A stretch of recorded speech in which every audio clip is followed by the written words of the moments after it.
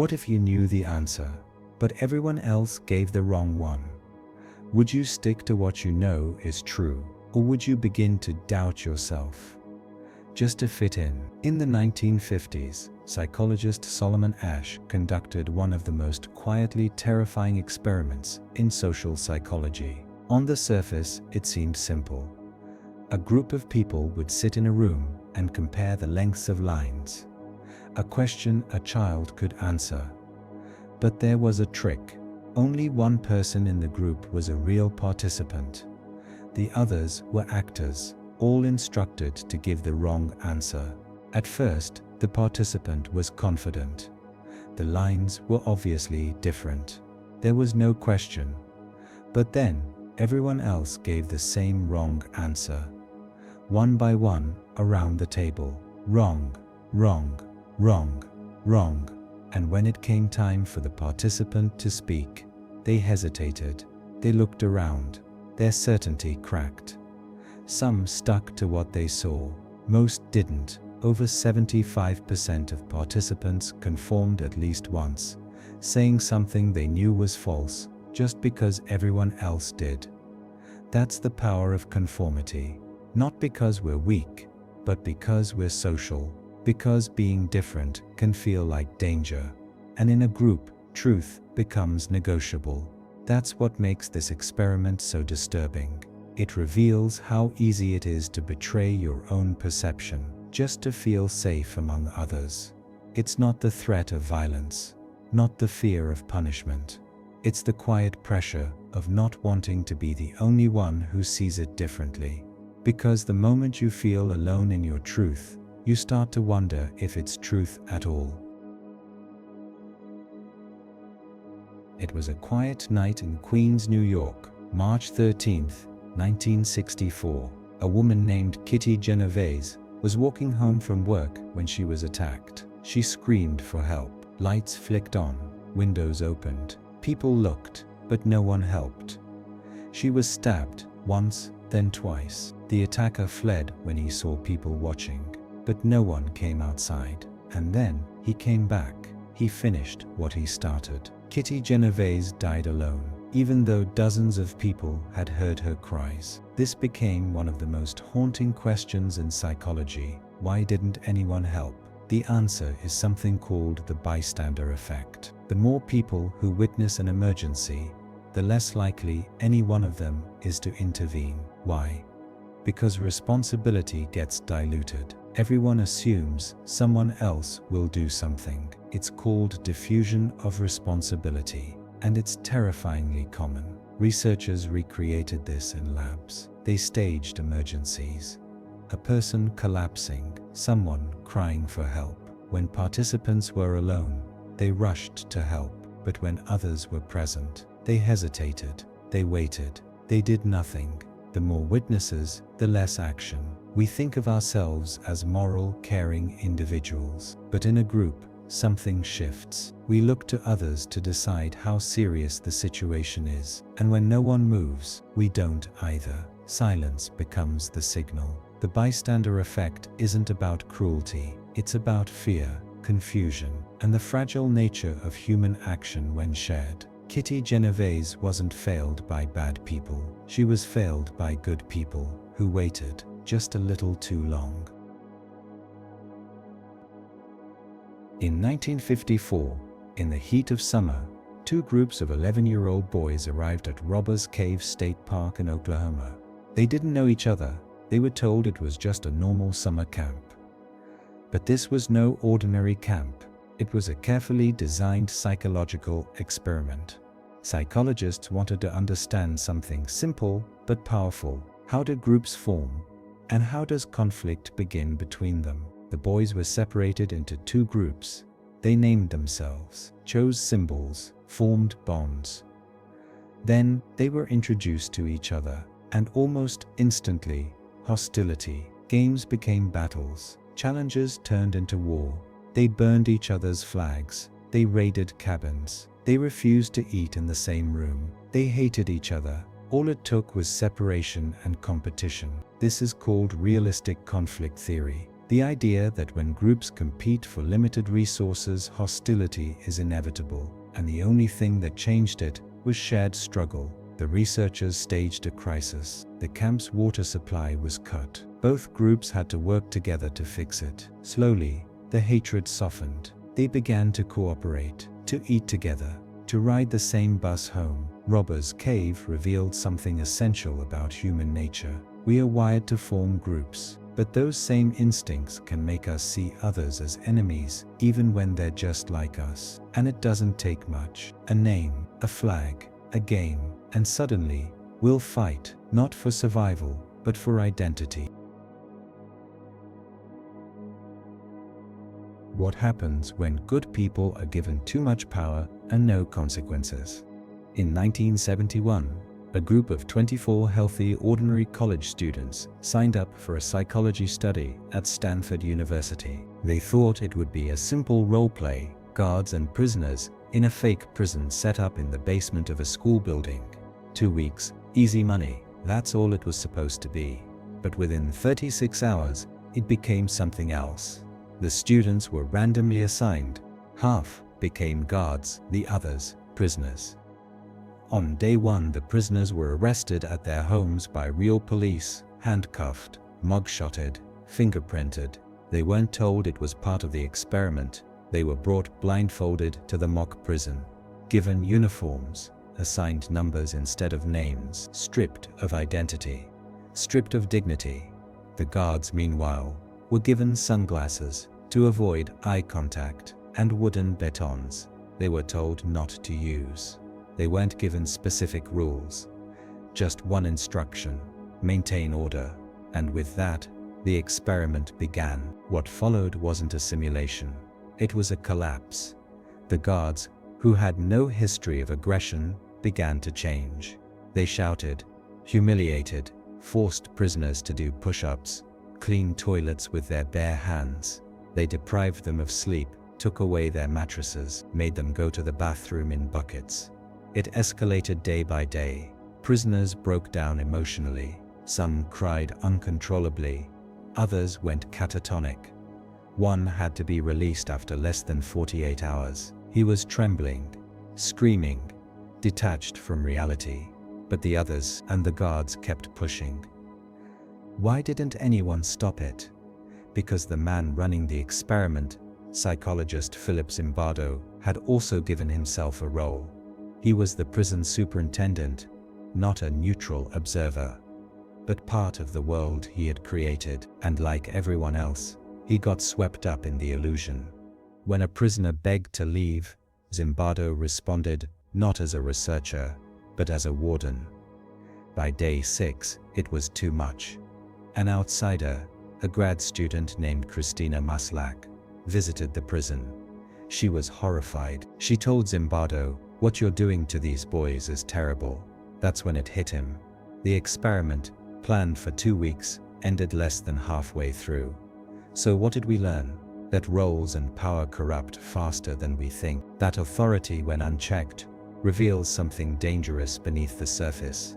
That the line between order and cruelty is thinner than we want to believe.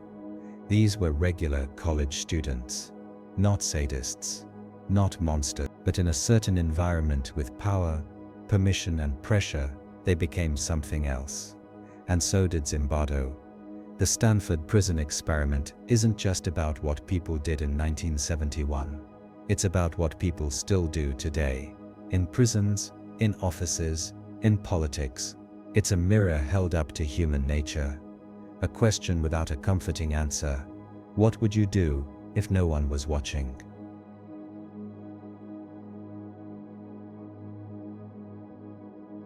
What would it take for you to shock a stranger until they scream in pain? In 1961, a psychologist at Yale named Stanley Milgram had a question: how far would ordinary people go just because someone in authority told them to? This wasn't an abstract idea. World War II had ended less than 2 decades earlier. The world had seen what people were capable of in uniforms, behind walls, under orders. Milgram wanted to understand how obedience works, and so he designed a test Two participants arrived. One was assigned as the teacher, the other the learner. But what the teacher didn't know was that the other man was an actor. They were told the study was about memory and learning. The teacher would read out word pairs. If the learner got an answer wrong, he would receive an electric shock.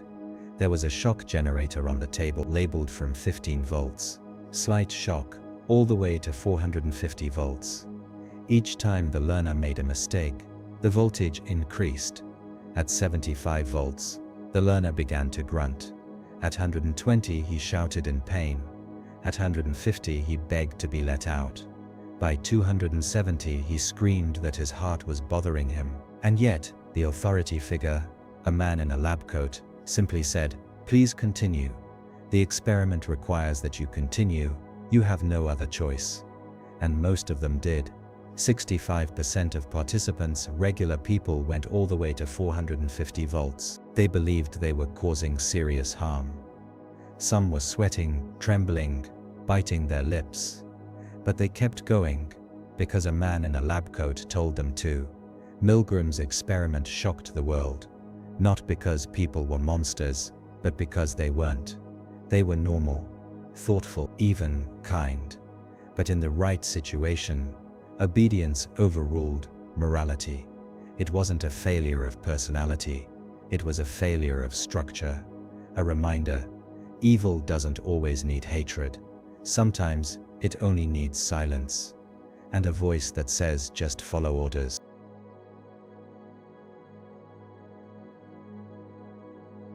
What if fear isn't something we're born with, but something we're taught? In 1920, two psychologists, John B. Watson and Rosalie Rayner, wanted to prove that emotions could be conditioned, that fear, love, hate weren't mysterious instincts, but learned reaction. And so, they chose a test subject, an infant, 9 months old, known to history only as Little Albert. At first, Albert was shown a series of animals: a white rat, a rabbit, a monkey. He reached out to touch them, curious, unafraid. Then the experiment began. Each time the white rat was placed in front of him, the researchers struck a steel bar with a hammer, right behind his head. A deafening noise. Albert flinched, cried, tried to crawl away. Again and again, the rat was paired with the sound. And soon, Albert began to fear the rat on sight. But it didn't stop there. He began crying at the sight of rabbits, of dogs, of fur coats, even a Santa mask with white cotton. His fear had spread, generalized, contaminated the world around him. The experiment had proven something darkly powerful. Fear can be taught, not through trauma or danger, but through repetition. And perhaps most chilling, they never reversed it. Albert was never desensitized, never comforted. He left the experiment still afraid of the things he once loved. We don't know what became of him. Some say he died young. Others say he lived a quiet life, never knowing what had been done to him. But the message was clear. Fear is a weapon that doesn't need sharp edges. It only needs timing and intent. Children learn by watching. But what happens when what they see is violence? In the early 1960s, psychologist Albert Bandura set out to test something that, until then, most people took for granted: that children imitate. But could they imitate aggression? Could a child become violent simply by observing it? The experiment was simple. A group of children, between 3 and 6 years old, were brought into a room one by one. They watched an adult interact with a large inflatable clown doll. Its name was Bobo. Some adults played gently, but others didn't. They hit Bobo, punched it, shouted at it, smacked it with a mallet, while yelling, "Sock him in the nose." The children watched silently, curiously, absorbing. Then they were led to a second room. Inside, the same doll, same mallet, same setup. And what they did next stunned the researchers. The children who had seen the violent model didn't just copy the behavior, they escalated it. They kicked Bobo, sat on him, yelled the same phrases they had heard. Some even found new ways to hurt him, holding weapons to his face, lifting chairs. What was clear was that the aggression hadn't been learned through consequence. There were no rewards, no punishments, no lectures, just observation, just imitation. Bandura called it observational learning, but the world called it something else. Proof that media, role models, and parents shape children in more ways than we ever realized. Because it wasn't just about toys. It wasn't just about Bobo. If watching 1 minute of violence could spark imitation, what happens when a child watches hours of it, every day, on screens, at home, in schoolyards? The experiment raised questions that still echo today. Are we modeling the behavior we want to see, or are we raising a generation trained in aggression by watching the world around them? Bobo didn't fight back, but in the real world, people do. And that's what makes this experiment so haunting.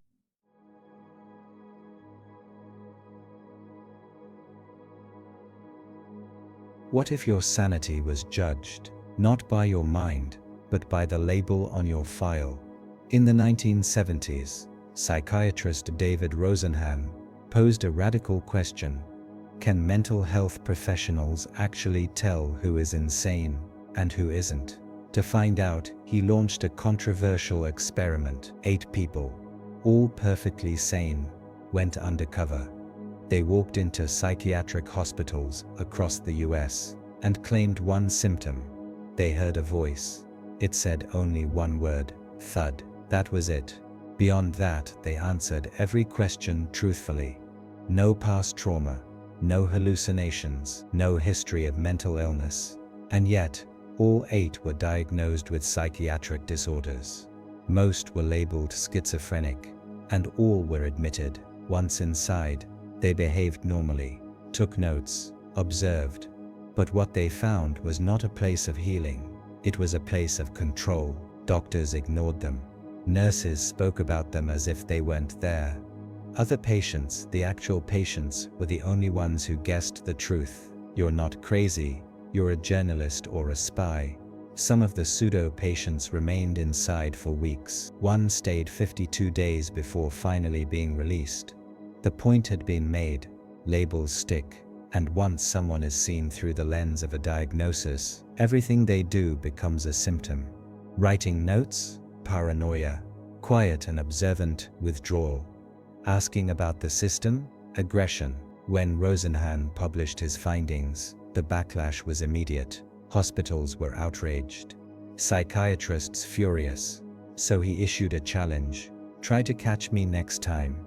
He told a prestigious hospital that over the next 3 months, he would send more fake patients. The hospital carefully screened every new arrival.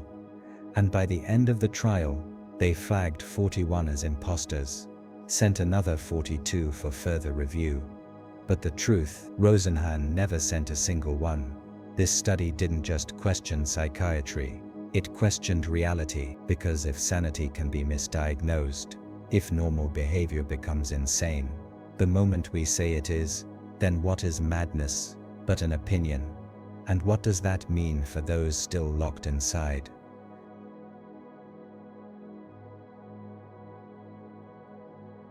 What is love when it's never been given to you? In the 1950s, psychologist Harry Harlow began a series of experiments on baby monkeys. His goal to understand attachment, affection, and the effects of maternal deprivation.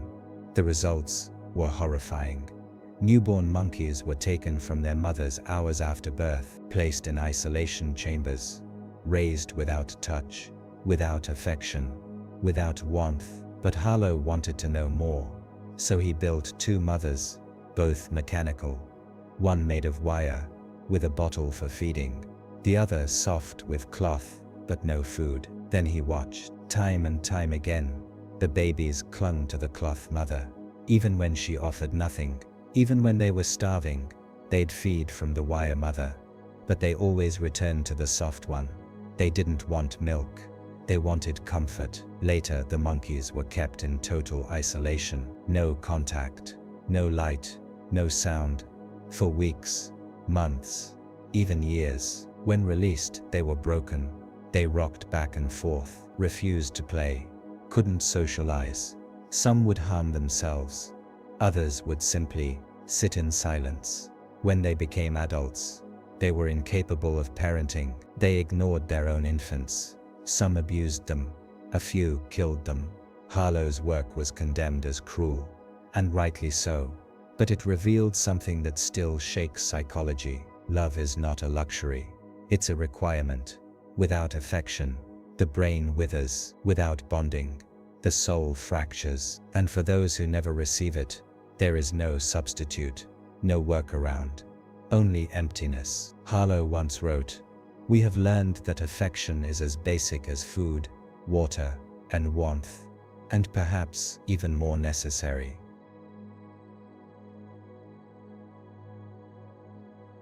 What happens when children are told their voice is broken?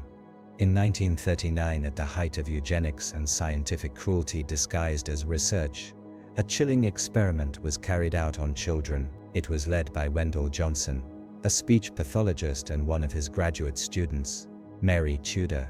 Their goal, to test whether stuttering was learned or innate, but the way they did it was nothing short of psychological warfare.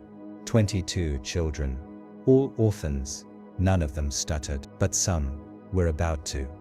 Half of the children were praised for their speech, encouraged, supported, made to feel confident.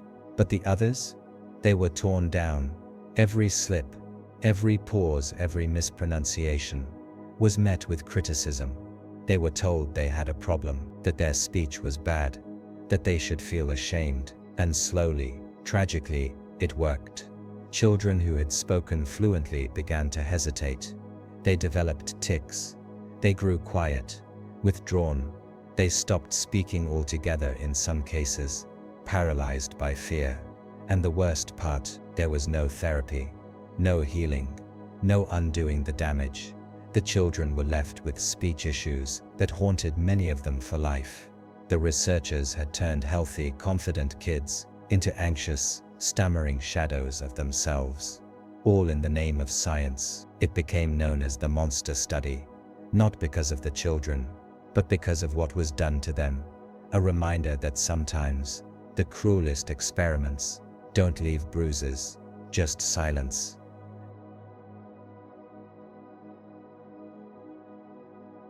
Would you stop to help someone in need, even if you believed in kindness? In 1973, researchers at Princeton University set out to test something deeply unsettling.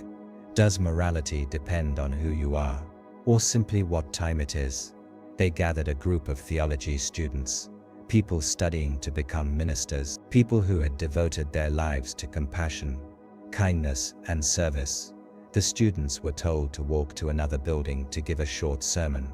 Some were even assigned the parable of the Good Samaritan, a story about stopping to help a wounded stranger. But along the path, the researchers placed a man, collapsed, coughing, groaning in pain, clearly in need of help.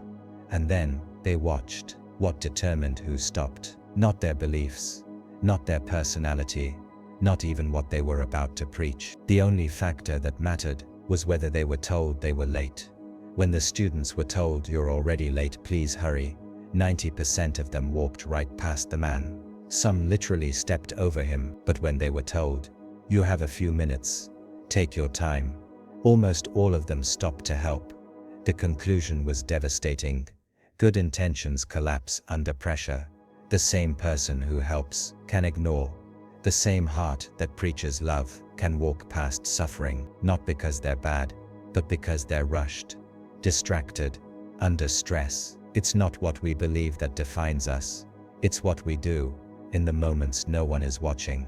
Because when we're in a hurry, we don't just miss people in need, we miss who we are. What if prejudice could be created in under an hour? It was 1968, the day after Martin Luther King Jr. was assassinated. Jane Elliott, a third-grade teacher in small-town Iowa, stood before her all-white classroom.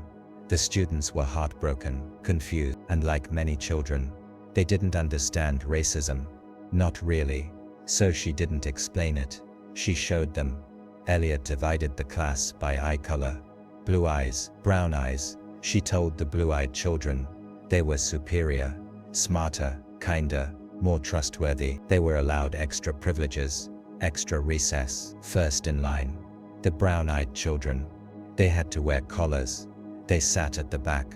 They weren't allowed to drink from the same water fountain. And within minutes, everything changed. Blue-eyed kids mocked their classmates, refused to play with them, became arrogant, even aggressive. Brown-eyed kids grew quiet. Their confidence collapsed.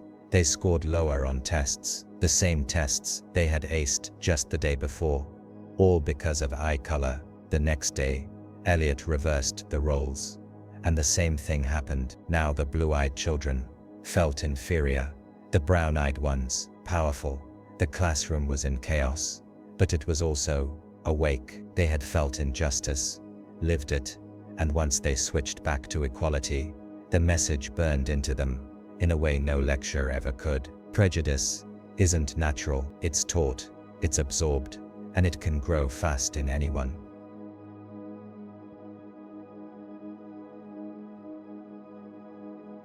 If someone told you a lie often enough, could you remember it as truth? In the 1990s, psychologist Elizabeth Loftus began studying memory, but not just how we remember, how we misremember. In one of her most disturbing studies, she asked participants to recall events from their childhood. Some were real, pulled from family members, but one was fake. You got lost in a shopping mall as a child, scared, alone, eventually found by an elderly woman. At first, participants said, "No, that never happened." But after a few interviews, something shifted. Some began to recall details. The color of the store, the smell of popcorn, the feeling of panic. They remembered something that never happened. As if it did, it didn't stop there. In follow-up studies, Loftus and others implanted even more extreme false memories. Being attacked by an animal, getting into trouble with police, even nearly drowning. In every case, a significant portion of participants remembered the event vividly and believed it. The conclusion was chilling. Memory is not a recording. It's a reconstruction, and it can be altered, not just by trauma or time, but by suggestion. If someone with authority tells you something over and over, especially someone you trust, your brain may create the memory to match. And once it's there, it feels as real as anything that actually happened. Your memory of a moment can change with just one word. In 1974, Elizabeth Loftus conducted another experiment. This one seemed simple. Participants were shown footage of a car crash, two vehicles colliding, glass flying, tires squealing. Then they were asked one question: how fast were the cars going when they into each other? But the blank was filled in differently for each group. Some were told the cars hit, others heard smashed, collided, bumped, contacted, and just that changed everything. People who heard the word smashed estimated much higher speeds. They were more likely to say there was broken glass, even though there wasn't. One word had changed their memory. The experiment revealed something fundamental. Our minds don't just record facts. They interpret, edit, reconstruct. And when those reconstructions are influenced, even subtly, our memories become something else entirely. Truth, refrain. What if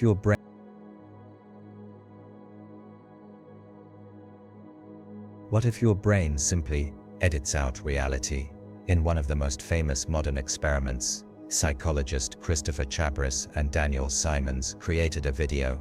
Two teams, one wearing white, one in black, pass basketballs back and forth. Viewers were given one simple task: count how many times the white team passes the ball.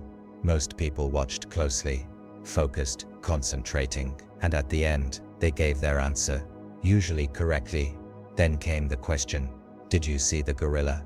Confused looks, laughter, What gorilla?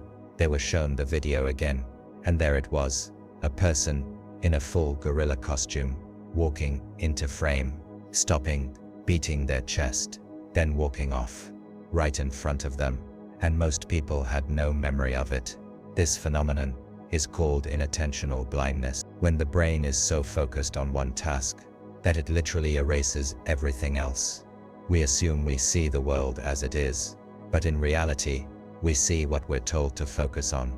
Everything else might as well not exist. This experiment became a metaphor far beyond psychology. What truths are we blind to, simply because no one told us to look?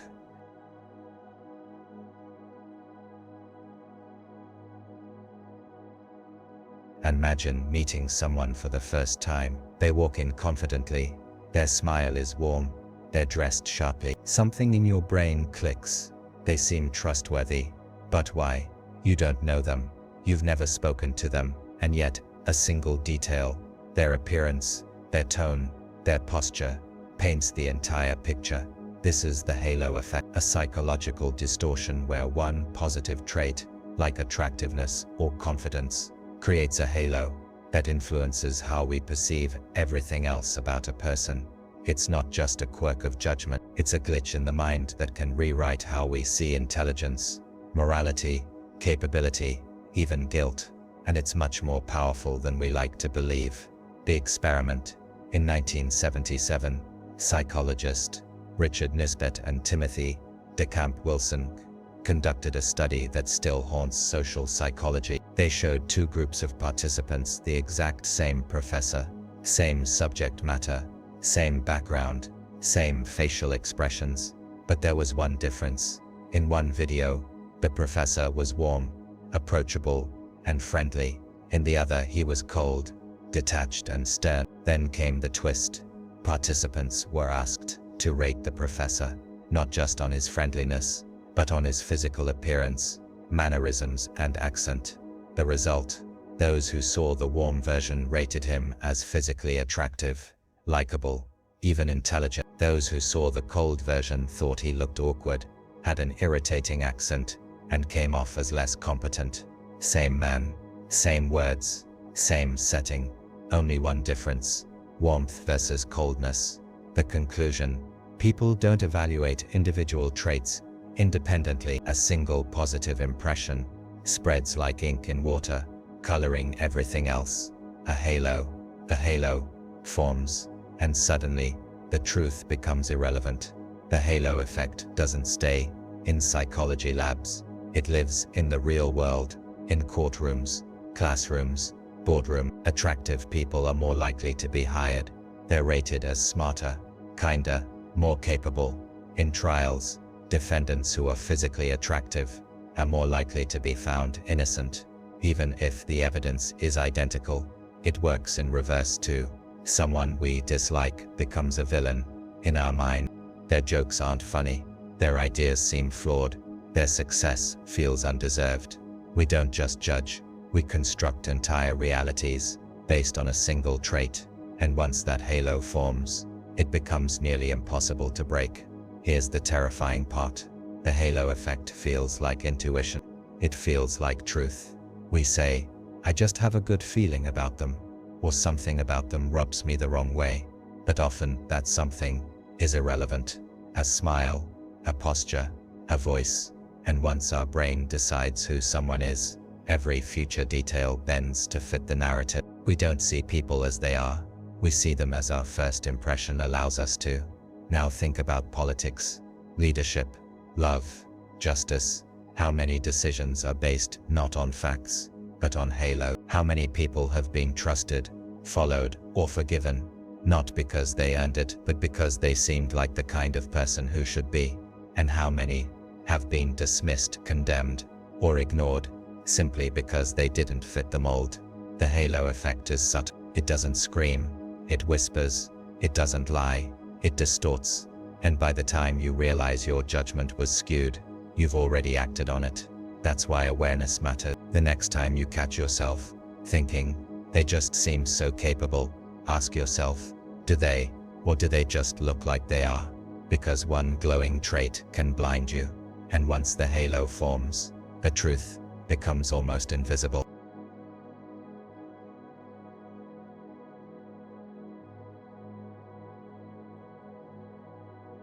You're walking down the street and you see a person begging for food.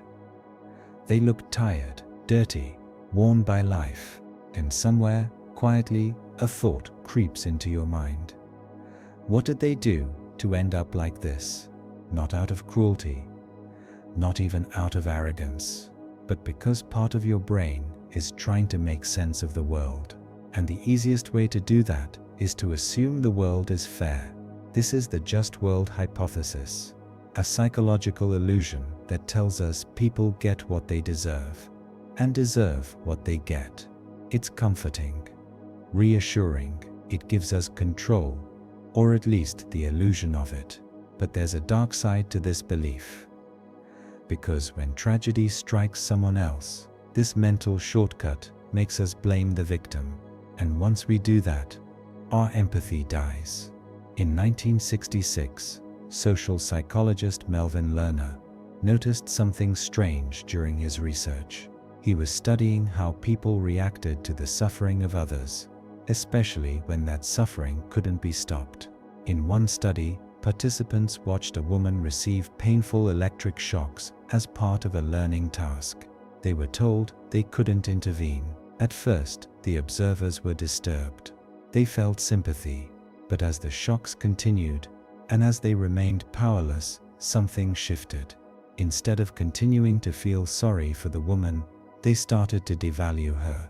They said she must have deserved it, that maybe she wasn't as innocent as she seemed. Lerner's conclusion was unsettling. When people are confronted with innocent suffering they can't prevent, they begin to rewrite reality to protect their belief in a just world. Because if bad things can happen to good people, then they could happen to us. We're taught from a young age, be good, and good things will happen. Work hard, be kind, tell the truth. And when something goes wrong, we look for the flaw, not in the system, not in luck, but in the person. They must have made a bad choice. They must have ignored a warning sign. They must have brought it on themselves. Because if they didn't, then maybe we're not as safe as we thought. The just world hypothesis is more than a bias. It's a defense mechanism. But in protecting ourselves, we often abandon others. Rape victims are asked, "What were you wearing?" Those in poverty are told, "You just didn't work hard enough." Children abused by their parents are met with, "Why didn't you speak up sooner?" We twist suffering into a narrative that makes us feel safer, at the cost of the truth. Because the truth is uncomfortable. Bad things happen, sometimes randomly, sometimes cruelly, and sometimes to people who did absolutely nothing to deserve it. But we don't want to believe that. Because if innocence doesn't guarantee protection, then none of us are immune. Today, you can see the just world hypothesis everywhere, in news headlines, social media debates, courtroom commentary. It's subtle, wrapped in concern or logic. He shouldn't have been out that late. She should have left the relationship sooner. They should have known better.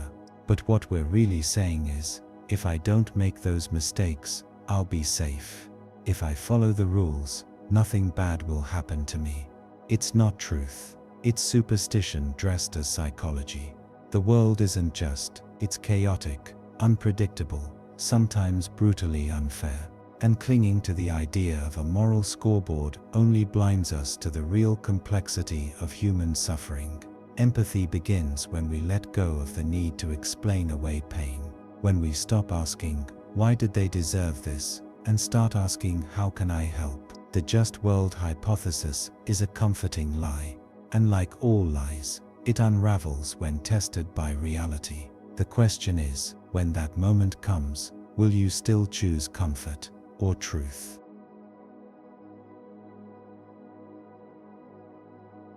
A child sits alone in a quiet room. On the table in front of them, one single, fluffy marshmallow. A researcher tells them, "You can eat this now or wait 15 minutes. If you wait, you'll get 2. Then the adult leaves. What happens next is a quiet war between impulse and willpower. Some kids stare at the marshmallow like it's speaking to them. Others fidget, look around, even try to distract themselves. Some touch it, sniff it, take tiny bites, and hope no one notices. A few, very few, manage to wait. This isn't just a test of patience. It's a glimpse into the human struggle between present desire and future reward. This is the marshmallow test, one of the most famous psychological experiments ever conducted. And the story it tells goes far deeper than sugary treats. In the late 1960s, psychologist Walter Mischel began studying delayed gratification in children. At Stanford University's Bing Nursery School, he created a series of experiments to see how kids handled the challenge of self-control. Each child was given a simple deal, one treat now or two later. Then they were left alone, under hidden observation. But what came next was even more fascinating than the test itself. Years later, Mischel followed up on the children who had participated, and he noticed something surprising. The ones who waited, the ones who resisted the marshmallow, tended to do better in life. Higher SAT scores, better emotional regulation, lower rates of substance abuse, more success in relationships and careers. Self-control, it seemed, wasn't just a virtue, it was a superpower. But there's a twist. For decades, the marshmallow test was seen as proof. Teach kids to delay gratification and they'll succeed. But in 2018, a larger follow-up study challenged that conclusion. Researchers repeated the experiment, this time with a more diverse group of children, and what they found changed everything. The connection between waiting and success, much weaker than originally thought. In fact, a child's ability to wait had more to do with their socio-economic background than raw willpower. Kids from wealthier, more stable families were more likely to wait, not because they had better discipline, but because they had learned to trust that the reward would actually come. For kids who had grown up with broken promises, with scarcity and unpredictability, waiting didn't feel smart. It felt risky. Why gamble on tomorrow when tomorrow has never guaranteed anything? The marshmallow test doesn't just measure willpower, it measures trust. It reveals how our environments shape our behavior, how what we believe about the world affects the choices we make. For some children, delaying gratification is easy. They've been taught that the world is fair, that adults keep their promises, that patience pays off. For others, that faith has been shattered early, and in that case, eating the marshmallow isn't a failure of discipline. It's a perfectly rational choice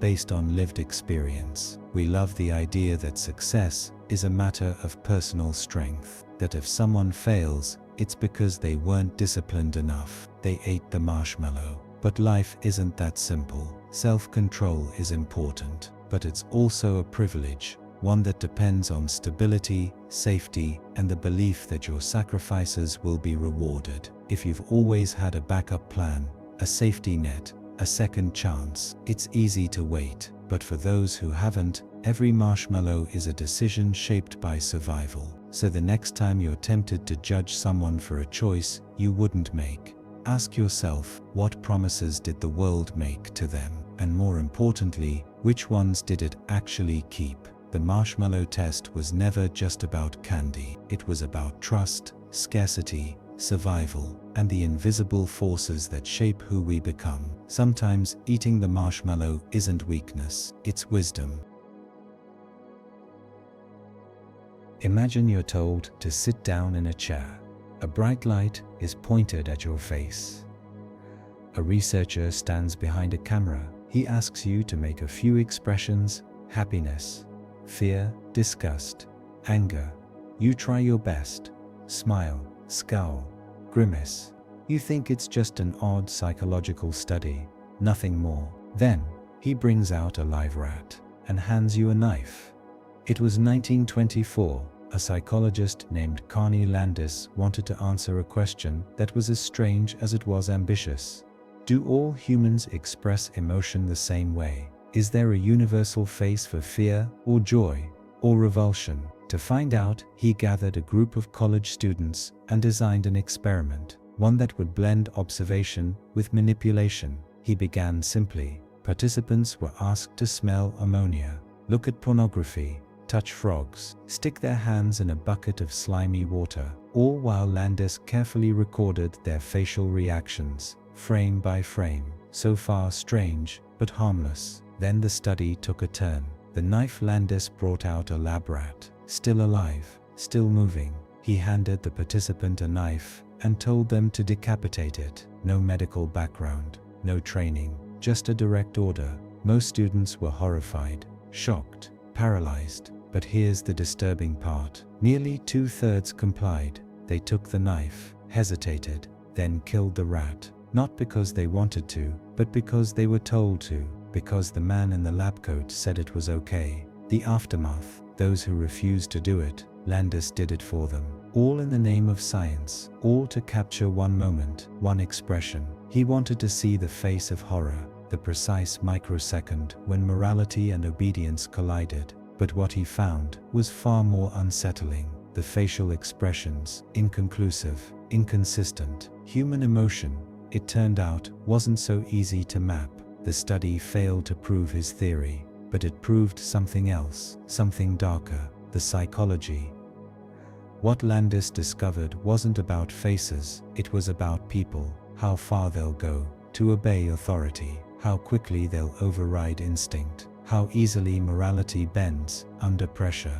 This experiment came decades before Milgram shocked volunteers into obedience, before Stanford built its fake prison, before psychology made headlines for breaking people on camera. But Landis was there first, quietly, methodically, asking people to hurt for science. And most of them said yes. We like to think we know ourselves, that in a moment of moral clarity, we'd stand up, refuse, walk away. But research keeps telling us the same story. We don't. We comply. We rationalize. We follow instructions, even when they go against everything we believe, especially when the setting feels official, controlled, safe. When the person in charge sounds confident, we silence our own voice and let theirs speak for us. The danger. The Landis experiment wasn't really about facial expressions. It was about control, about the strange, fragile relationship between choice and command, and the fact that you don't need violence, or force, or threat to get someone to cross a line. You just need a reason, a justification, a white coat, and a camera. And people, ordinary people, will do the rest. We spend so much time trying to read faces, to decode expressions, to tell what someone's feeling just by how they look. But maybe that's not where the truth lives, because a face can smile while a heart panics. It can frown while the mind obeys. It can go completely blank while something inside you breaks. So the next time you think, "I'd never do that," ask yourself, if someone handed you the knife and told you it was for science, would you say no, or would you try to make the right face while doing the wrong thing? Imagine you're born a healthy baby boy. Your parents are young, hopeful. Your life is just beginning. At 6 months old, you're brought in for a routine procedure, a circumcision. It goes wrong, horribly wrong. Your body is permanently damaged, irreversibly, and in that moment, your future changes. Not by your choice, not by nature, but by the decisions of adults, doctors, scientists, your parents. This is not fiction. This is the true story of David Reimer and the psychological experiment that rewrote his life. It was the late 1960s. Psychology was racing forward, and one theory stood tall: gender is not inborn, it's learned. Dr. John Money, a prominent psychologist at Johns Hopkins University, was one of its loudest voices. He believed gender identity came not from biology, but from environment, reinforcement, socialization. And he had a theory to prove, but he needed a subject. Then he heard about David. David's parents were desperate. Their baby had lost his entire genitalia in a surgical accident. They reached out to Dr. Money, who offered a radical solution: raise David as a girl, change his name, dress him in pink, give him dolls, call him Brenda. He would grow up female, Money said. He'd never know the difference. He'd live a happy, normal life. It was hailed as groundbreaking, a real-time experiment in nature versus nurture, a chance to prove that identity is completely malleable. David, now Brenda, didn't feel normal. From a young age, things felt wrong. She resisted wearing dresses, rejected feminine toys, walked and talked like her twin brother, Brian. Classmates noticed. She was bullied, isolated, confused. The therapy sessions with Dr. Money grew darker. He documented their genitals, pushed conversations about sexual identity with disturbing detail, all to reinforce a narrative that the experiment was working, but it wasn't. The breaking point. By age 13, Brenda was spiraling. Depression, rage, thoughts of suicide. That's when her parents told her the truth. She had been born a boy. Her identity had been constructed, controlled, manipulated, and everything she felt, the alienation, the confusion, the anger, suddenly made sense. Brenda made a choice. She transitioned back, took the name David, began living as a man.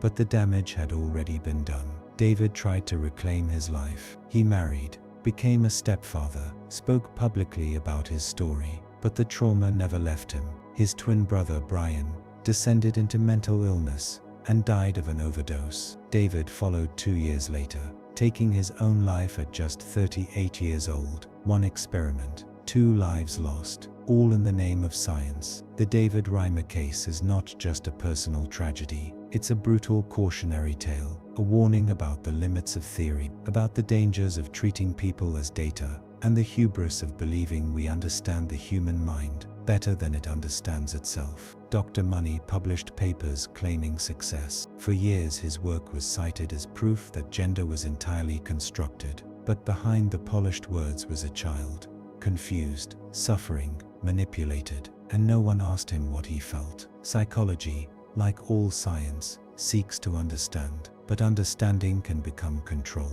Curiosity can become cruelty, and when people become experiments, pain becomes just another variable. David wasn't a test subject. He was a boy, then a girl, then a man, trying to find himself in a life built on someone else's idea. And the most chilling part, everyone meant well. We like to believe identity is simple, a choice, a label, a role, but it's not. It's fragile, complex, personal, and when it's forced, even with the best intentions, the result isn't transformation, it's trauma. So the next time you hear someone speak in absolutes about gender or identity or what someone should be, think of David, and remember, some truths can't be shaped, only discovered. Imagine you're placed inside a small room, not a prison, not a torture chamber, just a clean, controlled space. You're told nothing except that you'll hear a sound, a loud, shrill, grating noise. And you do. It pierces your ears. It makes your whole body tense. Then, without warning, it stops. You look around, there's a button on the wall. You press it. The sound comes again, so you press the button earlier, next time. But it doesn't help. Again and again, you try to stop the noise, pressing the button, kicking the wall, yelling, but nothing works. Eventually, you stop trying. The sound plays, and you sit there, quiet, still, conditioned, not by fear, but by futility. This was a real experiment, one of many. In the late 1960s, psychologists Martin Seligman and Stephen Meyer conducted a series of studies on dogs. They placed the animals in a harness and played a sound, followed by a mild electric shock. Some dogs learned that they could stop the shock by pressing a panel with their noses. Others had no control at all. They couldn't stop the pain, no matter what they did. And when that group was later placed in a new setting, one where escape was possible, they didn't even try. They didn't move, didn't search, didn't resist. They had been trained to believe that nothing they did made a difference, so they accepted the shock, even when the door was open. This phenomenon was named learned helplessness, a condition where a person or animal comes to believe that their actions have no impact, and so they stop acting altogether. It doesn't require violence, just repetition, failure after failure, powerlessness, layered slowly over time until resistance feels pointless. Not because it is, but because it once was. This doesn't only happen to dogs, it happens to people, to children in classrooms, repeatedly told they're wrong, to workers in jobs where effort goes unnoticed, to patients in systems that dismiss their pain, to victims in relationships where no matter how hard they try, nothing changes. They begin to shrink, to stop speaking up, to stop asking for more, because they've learned, on some deep invisible level, that trying doesn't matter.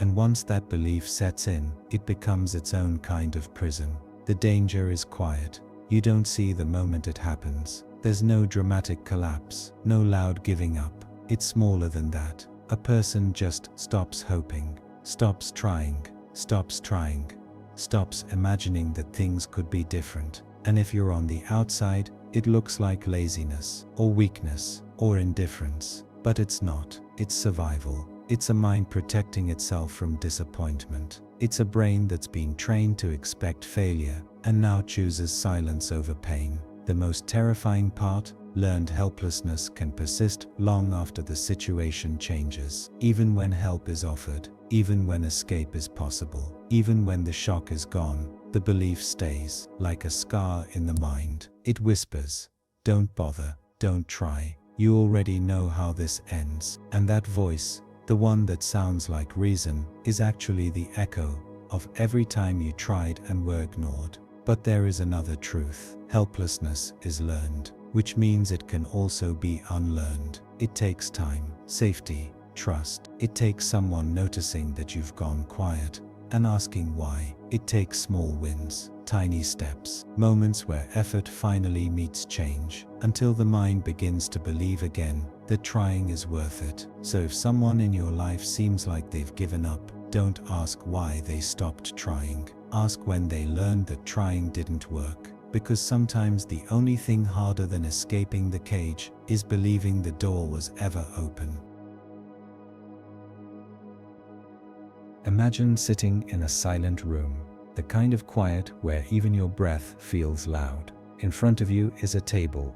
On it, a candle, a small box of tacks, and a book of matches. The task is simple, or so it seems. Fix the candle to the wall so the wax doesn't drip onto the table. You strike a match. You look at the objects. You try to melt the wax and stick it to the wall. It slides off. You consider tacking it directly to the surface. It cracks. You try and fail and try again until you give up. And the answer, the one that's been in front of you the whole time, slips right past. This was the candle problem, created in 1945 by psychologist Carl Dunker. A test not of intelligence, but of perception, of how your brain limits what you're allowed to see. Because the solution isn't hidden. It's not tricky. It's simple. Use the box that holds the tacks. Empty it. Tack the box itself to the wall. Set the candle inside. No melting. No tricks. Just a small shift in how you think about what the box is. Not a container, but a platform. The psychological twist.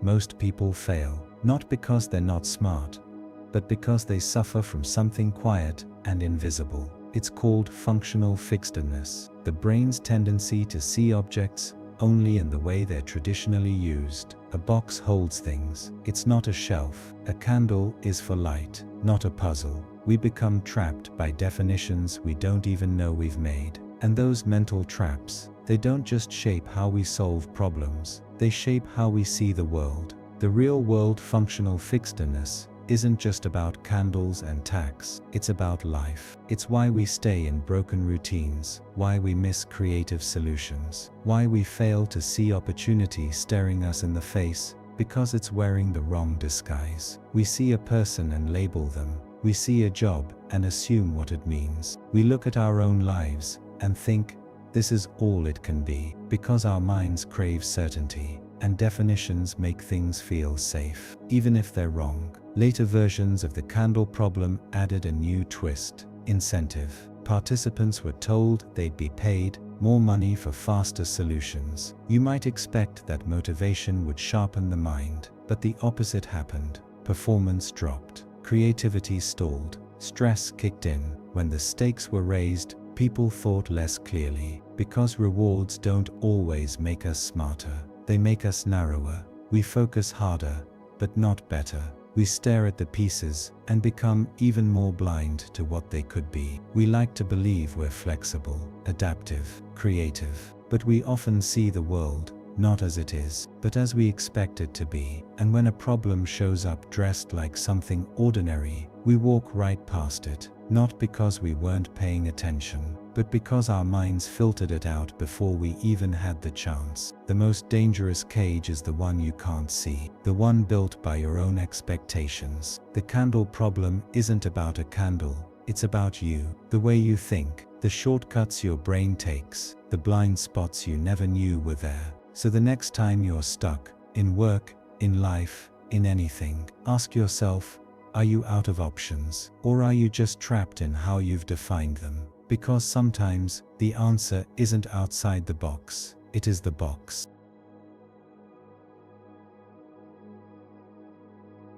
Imagine someone doesn't like you. Maybe they're cold to you at work.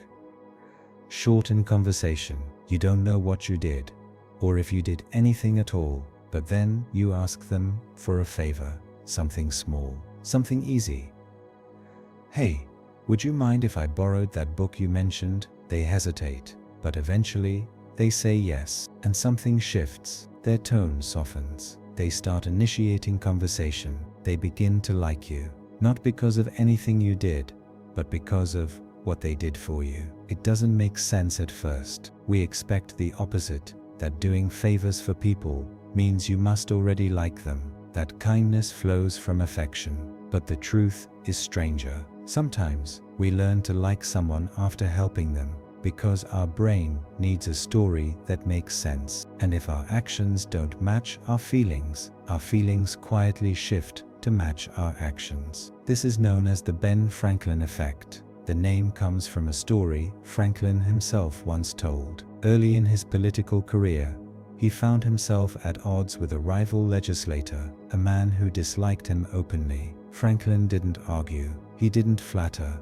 Instead, he asked the man if he could borrow a rare book from his library. The rival, flattered by the request, obliged. Franklin returned the book a week later with a warm thank you note. And after that, something strange happened. The man, once an enemy, became a friend. He spoke kindly of Franklin. He supported his work. Franklin later wrote, "He that has once done you a kindness will be more ready to do you another than he whom you yourself have obliged." Psychologists have since tested this idea. In one study, participants were asked to rate a researcher. Some were then asked to do him a small favor, return money they thought was theirs to keep. After the favor, those participants rated the researcher more favorably than the control group. Helping him had made them like him more, even though he took something away. Why? Because the brain doesn't like contradictions. It doesn't like saying, I helped someone I don't like. So it rewrites the feeling to match the behavior. I helped them, so I must like them. I did something kind, so they must be worth it. But this effect isn't just about books or experiments. It happens everywhere. We think we win people over by being generous, by helping them, giving, supporting. But often, the reverse is more powerful. Letting someone help you, inviting their effort, giving them a small investment in your well-being, and then letting the mind do what it always does, bridge the gap between action and identity. It's a subtle form of influence, one that doesn't force or persuade, but invites. Because we don't just do nice things for people we like people we do nice things for. And once that story is written, we rarely go back and edit it. But there's a darker side too. The Ben Franklin effect helps explain why people stay loyal to manipulative leaders, why we defend toxic relationships, why we double down on bad ideas we've already invested time, energy, or kindness into. Because to admit we were wrong, to say I helped someone who didn't deserve it, would unravel the story we've built about who we are. So instead, we defend the person, we rewrite the past, we protect the illusion. And it works, not because it's true, but because it feels better than the truth. So the next time someone helps you, especially someone who didn't like you before, pay attention. You may have just changed the story they tell themselves about who you are. Not by convincing them, not by winning them over, but simply by letting them say yes. And if you ever find yourself wondering why you like someone, ask yourself, was it their charm, or was it the story your mind had to tell to make sense of your own kindness?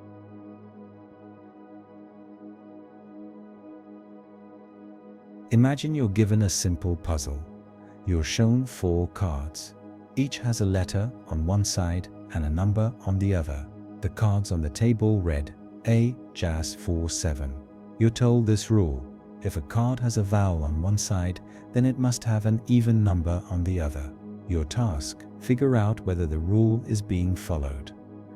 But you can only flip 2 cards. Most people choose the same ones. They flip A, the vowel, and they flip 4, the even number. It feels right. Check the rule. Look for confirmation. See if the pieces line up. But there's a problem. That answer is wrong. This is the Watson 4-card task, created by cognitive psychologist Peter Watson in 1966. And it's one of the simplest and most quietly disturbing demonstrations of how our minds work.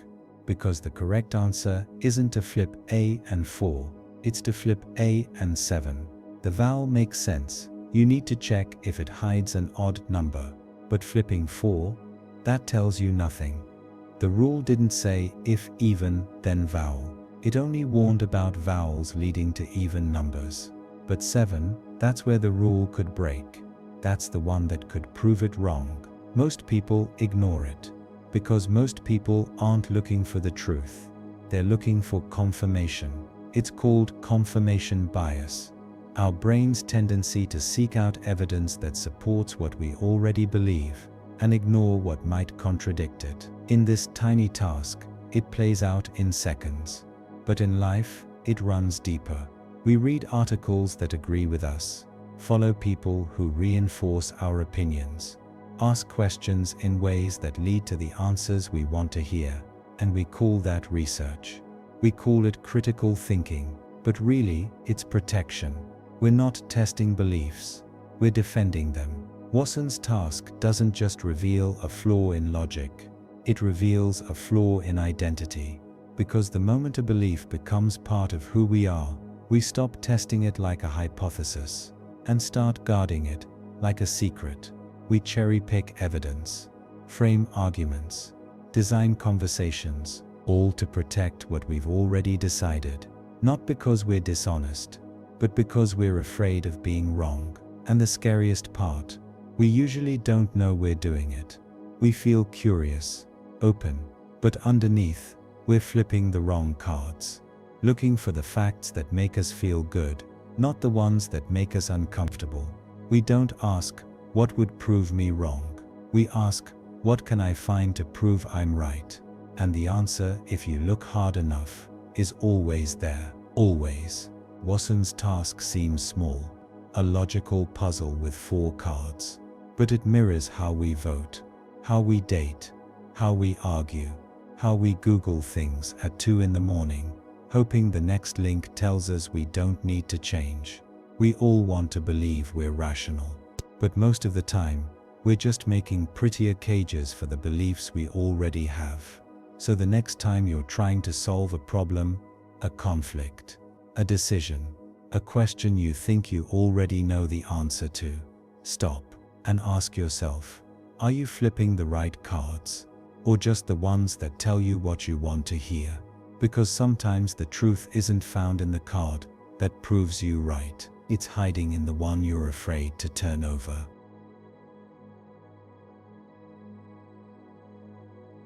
Imagine a chimpanzee in a cage. Not a cruel cage, just quiet, still, controlled. In the center of the room sits a banana, bright yellow, ripe, just out of reach. There are no instructions, no commands, just objects scattered around the space.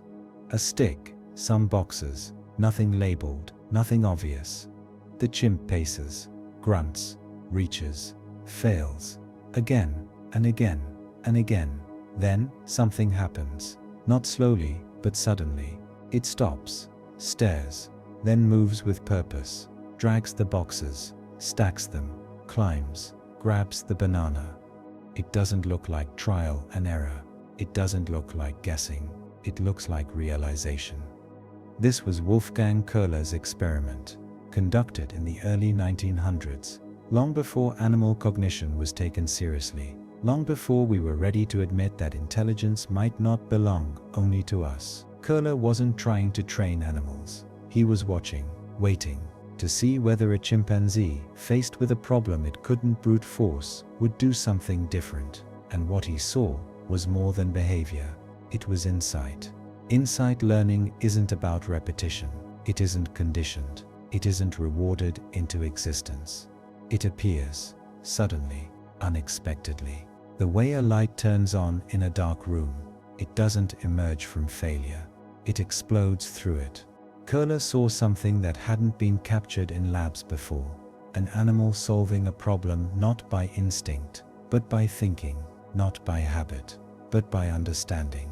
In one variation, a banana was suspended from the ceiling, too high to reach. 2 sticks were placed on the floor, neither long enough on its own. The chimp played with them, lost interest, sat down, and then, hours later, picked them up and fit them together. Not because it was taught to, not because it had seen it done, but because it figured it out. And that changed everything, because up until then, most scientists believed learning came one way, by association. Reward, punishment, push a lever, get a treat, avoid pain, repeat success. But Köhler's chimps didn't learn that way. They paused, reflected, and then, in a single, vivid moment, solved something that had once felt impossible. And what's unsettling is how much this mirrors us. We don't always learn by steps, by practice, by habit. Sometimes we struggle, we try, we fail, we walk away, we forget. And then one day, in the shower, in traffic, in the silence, before sleep, the solution comes from nowhere and everywhere, like it was always there, just waiting for you to be quiet enough to hear it. Insight feels magical, but it's not. It's just the mind, stripped of noise, of rules, of expectations. It's what happens when we stop thinking the way we were told to, and start thinking the way we were meant to. Köhler didn't just change how we saw animals. He changed how we see intelligence itself, not as something linear, predictable, mechanical, but as something sudden, chaotic, beautiful. So the next time you're stuck on a problem, a question, a feeling, and nothing is working, pause. Step back. Let the silence stretch, because insight isn't forced, it's invited. And sometimes the breakthrough you need won't come from doing more. It'll come from doing nothing until the mind is ready to light up. Imagine being a teenager, young, confused. You're in the military, serving your country. But something about you doesn't fit, a feeling you haven't told anyone, a truth you haven't fully named. Someone finds out, or suspects, and suddenly, you're not a soldier anymore. You're a patient. You're told you're being treated, but what follows doesn't feel like treatment.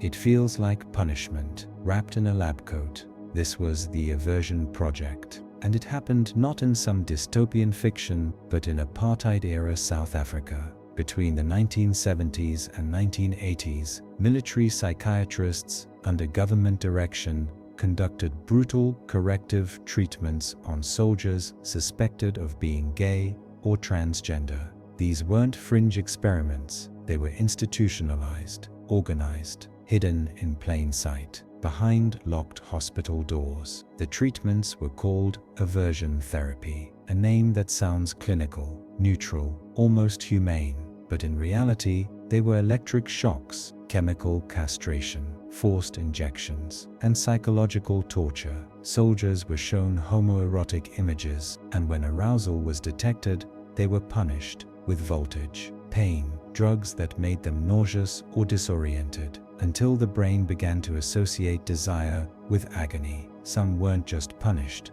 they were experimented on. Hormones were forcibly administered. Surgeries were conducted without consent, without dignity, without care. As many as 900 individuals were subjected to these procedures. Some were teenagers, some were just suspected of being different, of looking too soft, speaking too gently, failing to conform. In a system obsessed with control, deviation was dangerous, and identity became a crime.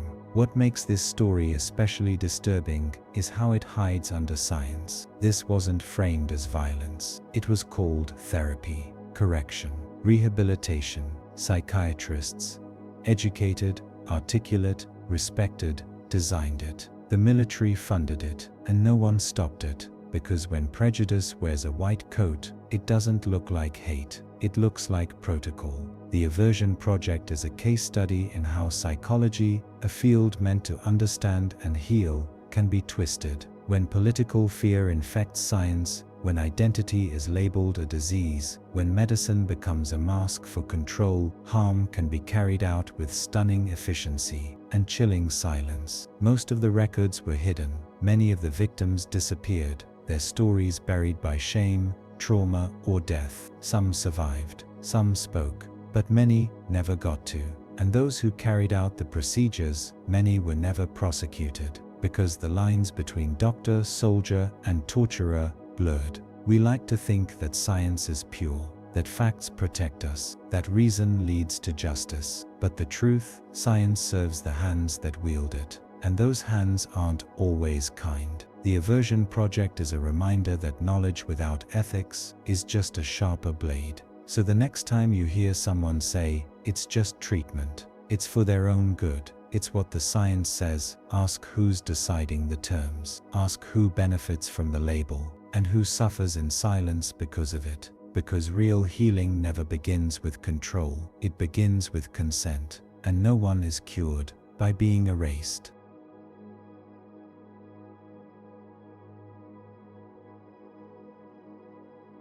Imagine a monkey in a cage. Nothing unusual. Wires, buttons, a metal floor, a single lever sits on the side wall. If the monkey presses it, it gets a reward. Not food, not water, but drugs. Morphine, cocaine, amphetamines, barbiturates. It doesn't know what they are. It doesn't need to. It just knows that when the lever is pressed, something happens, something it likes. So it presses again and again, until everything else stops mattering. This was the beginning of a series of studies in the late 1960s, led by researchers at the National Institute on Drug Abuse. Their goal was simple and terrifying. What happens if you give an animal unlimited access to powerful addictive drugs with no rules and no restrictions? They created isolated chambers for monkeys, each with a self-administration device. Push the lever, receive a dose.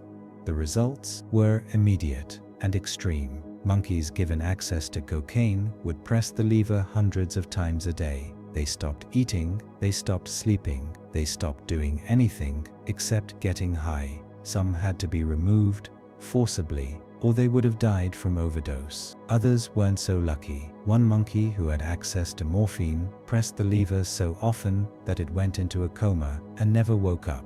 Another was found dead next to the lever, still gripping it. But the most disturbing part was how fast it happened. In some cases, it took one hit, one single injection, and the behavior changed. Within hours, the monkey's priorities rewired. Food became irrelevant. Socialization stopped. The cage didn't matter. Nothing mattered, except the next dose. The experiment was designed to study addiction, to show how powerfully certain substances hijack the brain. But what it revealed was something deeper, more haunting. When the path to pleasure is made effortless, we will walk it until it destroys us. Even when we're starving, even when we're alone, even when we're dying, the lever makes a promise. Relief, euphoria, escape, and the mind listens, even when the body can't survive it. Decades later, these studies are still cited, because they illustrated something we didn't want to believe. Addiction isn't weakness. It's not a lack of willpower. It's not a character flaw. It's the brain doing what it's designed to do. Seek reward. Avoid pain. Repeat what feels good, even if it kills you.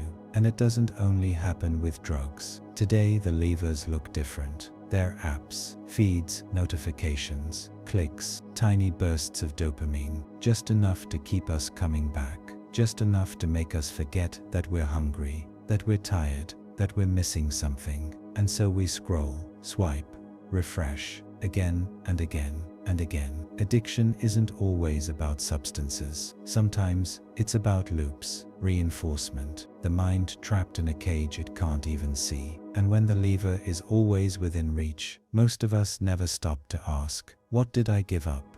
Just to feel good for one more second.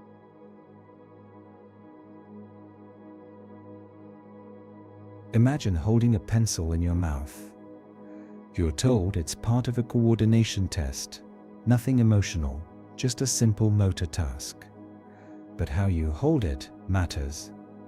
If you hold it with your teeth, it forces your face into a kind of smile. If you hold it with your lips, it blocks that movement. No smile, no frown, just neutral. Now you're shown a cartoon, something mildly funny, and asked, how amusing was it? Your answer, whether you realize it or not, is influenced by the pencil. This was the setup of a now famous psychological study in 1988, led by Fritz Strack, Leonard Martin, and Sabine Stepper. It tested a strange, almost counterintuitive idea. What if emotion doesn't just change your expression, but your expression also changes your emotion? In other words, you don't smile because you're happy. You feel happy because you smiled. The study's findings were subtle, but striking. Participants who held the pencil in a way that mimicked a smile consistently rated the cartoons as funnier than those who didn't. No one told them to feel anything. No one said the word happy. The only difference was what their face was doing, and somehow that shaped what their mind was feeling. This is the facial feedback hypothesis. The idea that our facial expressions don't just reflect emotion, they help create it. The smile sends a message to the brain.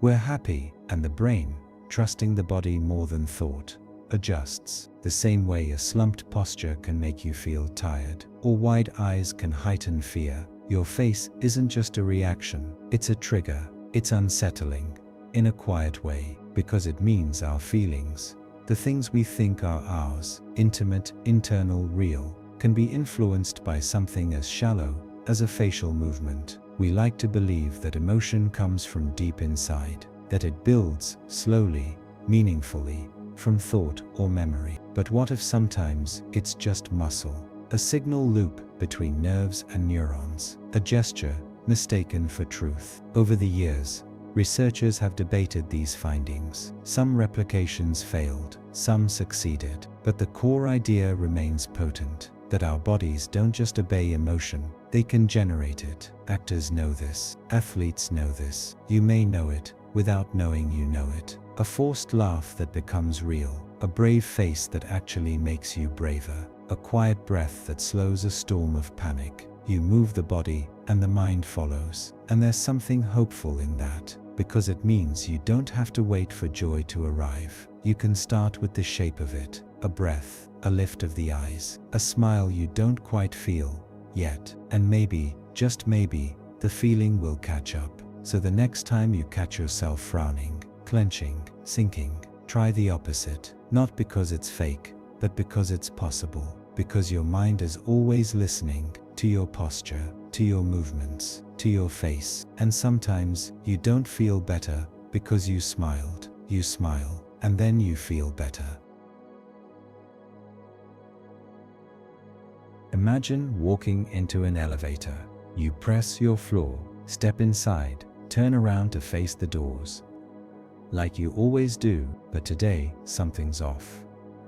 Everyone else in the elevator is facing the back wall. No one speaks, no one laughs. They're just standing there, still, calm, but facing the wrong direction. You pause, feel the tension, And then, almost without thinking, you turn around too, not because you wanted to, not because you had to, but because everyone else already had. This wasn't a coincidence, it was a setup, part of a hidden camera experiment first conducted in the early 1960s by Candid Camera, and later repeated in psychology classrooms and labs. Its goal was simple: to observe how easily people conform, not under pressure, but under silence. And the results were almost always the same. People turned, not with fear, not with confusion. They turned smoothly, casually, as if it was completely normal to face the wrong way in an elevator, as if the brain had quietly whispered, "Just follow, don't question, don't stand out." This is the power of conformity, not the kind that screams, not the kind that punishes, the kind that seeps in slowly, that makes you adjust your posture, change your tone, question your instincts, not because you're afraid, but because you're alone, and everyone else seems sure. We like to think of ourselves as independent, original, immune to influence, but we are wired to notice patterns, to scan the room, to match what we see, because deep down, our brains equate belonging with safety, and nothing feels more dangerous, even today, than being the only one facing the wrong direction.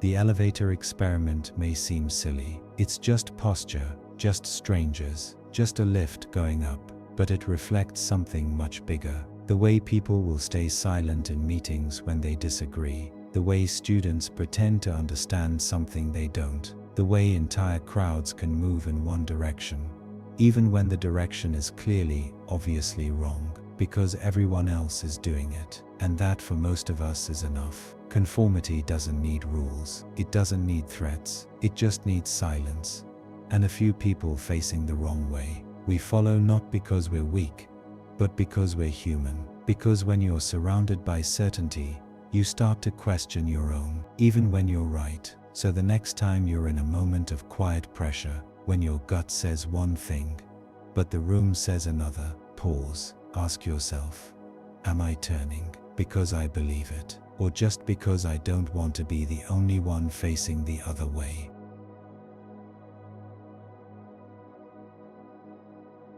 Imagine being reminded, casually, indirectly, that you're going to die. Not in a dramatic way, not with violence or threat, just a simple prompt, a sentence. Describe how you feel about your own death. Write what you think will happen when your body stops functioning. Then, you're given a task. Rate a stranger, evaluate a political idea, choose between two products. It seems unrelated, but something strange happens. Your choices shift, your judgments harden, your worldview tightens. You start to cling, not to life, but to identity. This is the foundation of terror management theory, a branch of social psychology that asks one question: what happens when the human mind is forced to confront its own mortality? And the answer is quietly unsettling. We defend ourselves, not physically, but psychologically. We reinforce our values, we protect our beliefs, we reject people who are different, and draw closer to those who are the same. Because death, even the idea of it, is a threat that the ego can't hold quietly. So we build walls, cultural, religious, political, not to fight death, but to distract from it. The original experiments began in the late 1980s. Researchers would expose participants to what they called mortality salience, a brief, passing reminder that life is temporary. Then, they'd observe the ripple effects, how that reminder influenced the person's behavior, and the results: consistent, uncomfortable, universal. People became more defensive of their in-groups, more hostile to outsiders, more judgmental of people who challenged their worldview, but also more loyal, more generous to those who shared their values. Because when death becomes real, identity becomes armor. In one study, judges who had been reminded of their mortality gave harsher sentences to moral transgressors. In another, participants became more patriotic, more religious, more likely to support violence, if they believed it protected their way of life. Even something as small as walking past a cemetery changed people's behavior. They tipped better, smiled more at strangers, but only if they thought the stranger looked like them. Subtle shifts, but powerful ones, as if the mind, frightened by its own ending, reaches out for something permanent. A nation, a belief system, a god, terror management. Theory doesn't say we live in fear of death every day. It says that fear is always beneath the surface, and when something brings it closer, a news headline, a diagnosis, a tragedy, we reach for the things that tell us we matter, that we're part of a story that goes on, even if we don't, that our group is good, that our flag is sacred, that our version of life is the one that should endure, because otherwise, what's left? The theory is controversial, not because the data is weak, but because the implications are heavy, that prejudice may not be taught, it may be triggered, that tribalism isn't always conscious, it's existential, and that most of our big choices aren't just about politics, or belief, or logic, they're about coping with the one truth no one escapes. So the next time you feel yourself tightening, clinging to a belief, judging someone faster than usual, feeling like the world is too different, too wrong, too threatening, ask yourself, what are you really trying to protect? Your opinion, or the fragile idea that you and everything you love can't disappear? Because somewhere inside, your mind remembers you're going to die, and it's been preparing defenses ever since.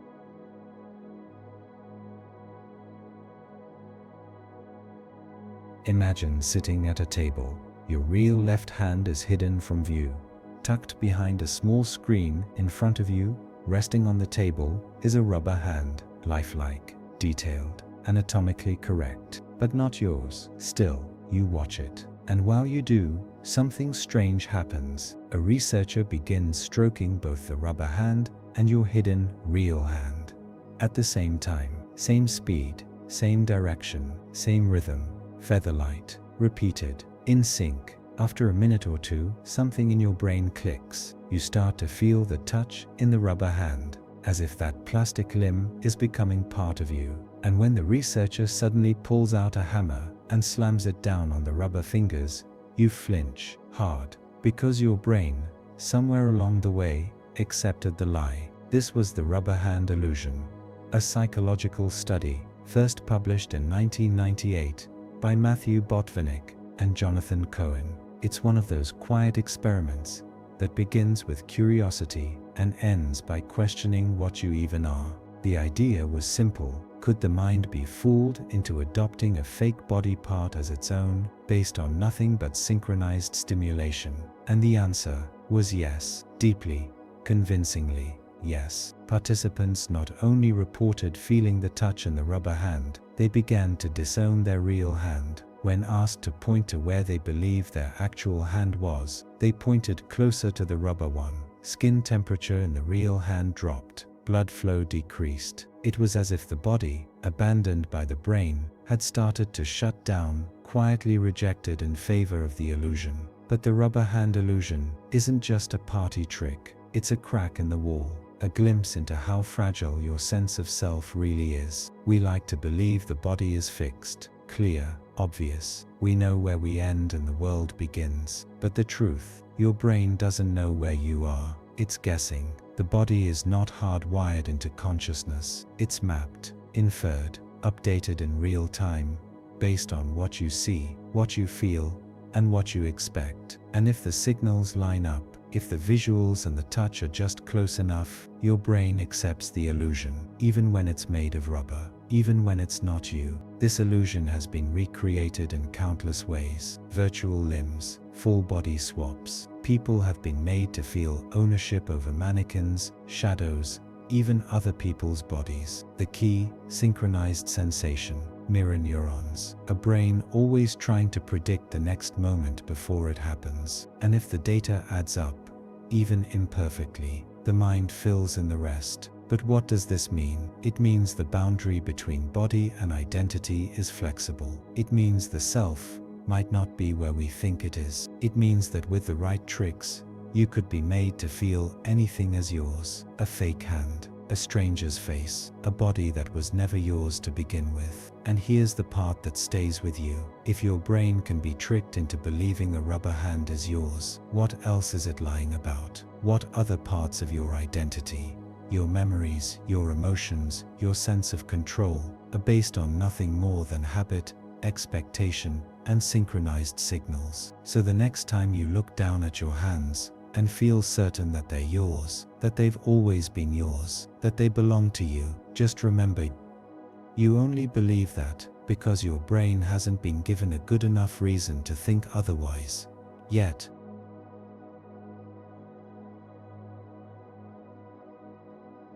Imagine a child who loves to draw.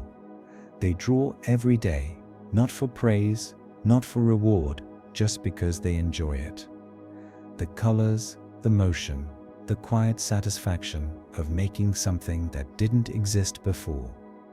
Then one day, they're offered a deal. Every time you draw, we'll give you a gold star, a prize, maybe even money. It sounds harmless, encouraging, even. And at first, it works. The child draws more, pushes harder, reaches for that external reward, but slowly, something shifts. They stop drawing in their free time. They wait for the reward, and when it doesn't come, they stop altogether. Not because they're bored, but because something they once did for joy now feels like something they do for payment. This is the over-justification effect, first studied in 1973 by psychologists Edward Deci, Mark Lepper, and David Green. It revealed something unsettling. When you reward people for something they already enjoy doing, they may stop enjoying it. The external justification begins to override the internal one, and the activity, once an expression of identity, becomes a transaction. In one version of the study, preschool children who loved to draw were divided into groups. One group was told they'd get a reward, another wasn't told anything. A third group got a surprise reward, but didn't expect it. Later, the researchers observed the children during free play, and what they found was haunting. The kids who had drawn for rewards stopped drawing when the rewards were gone. Their motivation had been converted from intrinsic to extrinsic, from I like this to I do this to get something. And once the external motivation disappeared, so did the behavior. This doesn't just apply to kids, it applies to you. You love to write until it becomes a job. You run for peace until you start tracking your miles. You cook with love until followers and likes shape every dish. What begins as passion slowly becomes performance. What began as I want to becomes I should, and eventually I have to. The over-justification effect reveals a fragile truth that joy, when monitored, measured, and rewarded, often begins to rot. Not immediately, not violently, but slowly, quietly, until the thing that made you feel free starts to feel like work. This doesn't mean rewards are always wrong, but they come with a cost. They reframe your reason, reshape your relationship, replace I love this with I'm good at this, which can become I must do this, which can become I don't even know why I'm doing this anymore. We live in a world of metrics, where everything can be turned into a number, where hobbies become hustles, where value is measured in output. But the mind doesn't work that way. It knows when something is no longer yours. So the next time you find yourself drifting from something you used to love, ask yourself, did the joy fade on its own, or did it get replaced by a reward? Because the moment you start asking, what do I get for this? You've already stopped asking, why did I love it in the first place?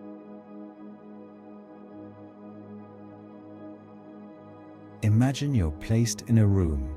No windows, no clock, no voice, just a chair and a sound. White noise, a steady, high-pitched hiss, like television static, like wind trapped in a tube, not loud enough to hurt, but loud enough that you can't escape it. You sit and you wait, and slowly something inside you begins to shift. Your thoughts blur, your sense of time bends. You start to feel unmoored. Nothing is happening, but something is breaking. In the 1960s and 70s, researchers studying sensory overload, sleep deprivation, and interrogation techniques began experimenting with white noise, not as therapy, but as a tool, or more precisely, a weapon. What they discovered was quiet, unassuming, and devastating. White noise, played continuously, unpredictably, and in isolation, can fracture a person's ability to think, to rest, to exist. In one series of studies, volunteers were placed in soundproof rooms. The only input was a continuous stream of white noise, piped through hidden speakers. No variation, no voices, no silence, just the sound. And after only a few hours, participants reported anxiety, restlessness, paranoia, hallucinations. Some began to cry, some became angry, others simply went quiet, not because of what they heard, but because of what they couldn't hear. White noise does something subtle to the mind. It fills every space, it crowds the senses, it gives the illusion of sound while delivering nothing of meaning. No pattern, no message, no shape. And the brain, built to detect rhythm,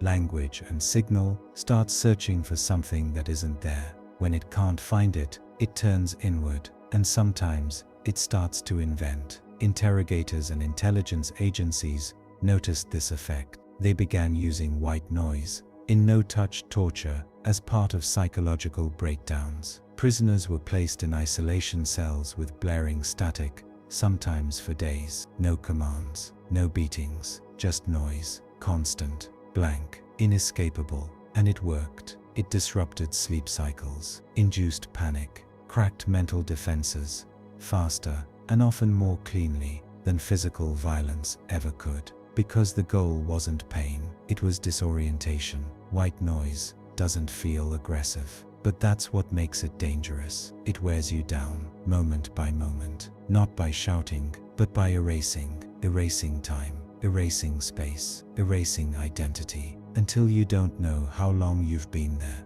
until your thoughts no longer feel like your own, until the silence you used to crave starts to feel like something you'll never hear again. We think of torture as something loud, screams, screeching metal, but sometimes the most effective method is stillness, a sound that gives you nothing to hold on to. No clues, no exit, no meaning, just an endless flat frequency, until your mind collapses under the weight of nothing. The white noise studies were discontinued. Too ethically ambiguous, too effective, too hard to measure without causing real harm. But their lessons still echo today, in prisons, in interrogation rooms, in padded cells, where people report hearing a sound that never stops, even after it's gone. So the next time you hear white noise, in a room, on a screen, in your own mind late at night, ask yourself, is this silence, or is this the sound of everything else being taken away?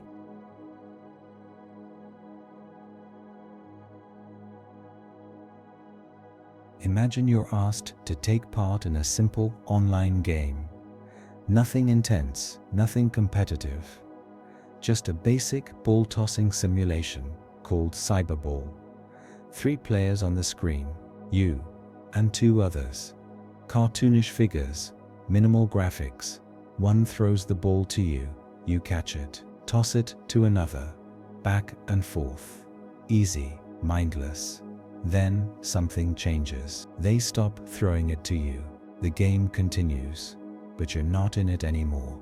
They pass the ball between each other, back and forth, as if you aren't there at all. And even though you know it's a simulation, even though you know the players aren't real, it hurts more than you expected. This was the Cyberball experiment, created in 2000 by psychologists Kip Williams and colleagues. Its purpose was to test how people respond to social exclusion, even in its simplest, most artificial form. And what it revealed was that the human mind can't tell the difference between real rejection and digital rejection. The pain is the same. The brain reacts the same. The brain reacts the same. The hurt is real. In follow-up studies, researchers scanned participants' brains using fMRI machines while they played Cyberball. They found something shocking. The same areas of the brain that process physical pain lit up when the player was excluded from the game. The anterior cingulate cortex, the insula, regions designed to respond to broken bones, burns and wounds were responding to a ball not being thrown your way, because in your brain, rejection isn't symbolic, it's survival. Thousands of years ago, being excluded from your group was a death sentence. No food, no fire, no safety. So our brains evolved to treat social rejection as a threat to life itself. Even today, even when it's virtual, your body sounds the alarm. Your pulse quickens, your chest tightens, you feel heat behind your eyes, and your thoughts start spinning. Did I do something wrong? Why don't they want me? What's wrong with me? That's not weakness, that's biology. What makes cyberball so powerful is how little it takes to make you feel unwanted. Just a pause, just being left out of a loop, just the suggestion that you don't belong. You don't need insults, or conflict, or cruelty. You just need to be ignored. This happens every day, in schools, in offices, in group chats, in conversations where someone's voice is never acknowledged, in rooms where silence says more than words ever could. And the people left out, they carry that hurt with them. They become quieter, less trusting, more guarded, and sometimes they stop showing up altogether. The cyberball experiment wasn't about a game, it was about a truth we try to downplay, that loneliness isn't passive, it's painful, and it leaves marks the eye can't see. So the next time you're in a group, at a table, in a thread, in a room, and someone falls silent, pay attention. The ball may not have been thrown to them, and they may already be wondering if they were ever in the game to begin with.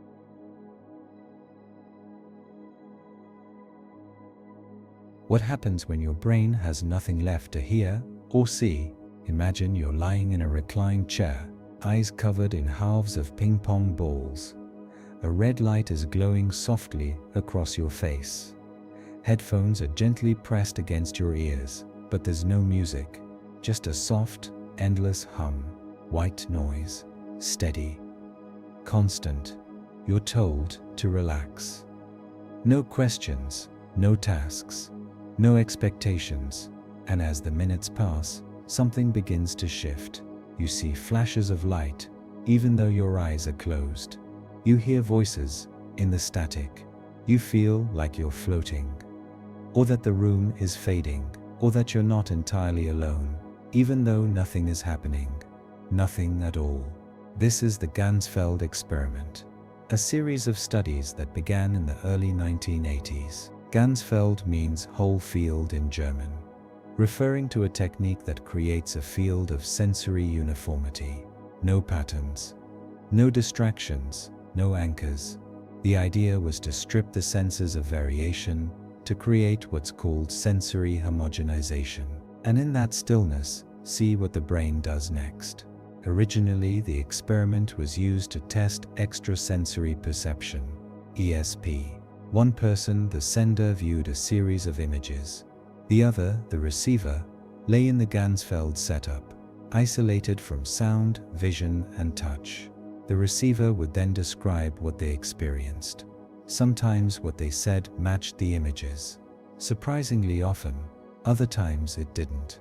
But what the experiments revealed, even beyond the question of psychic ability, was that when deprived of external input, the mind creates its own. People in Ganzfeld conditions reported visions, hallucinations, voices, out-of-body sensations, time distortion, and sometimes overwhelming emotion.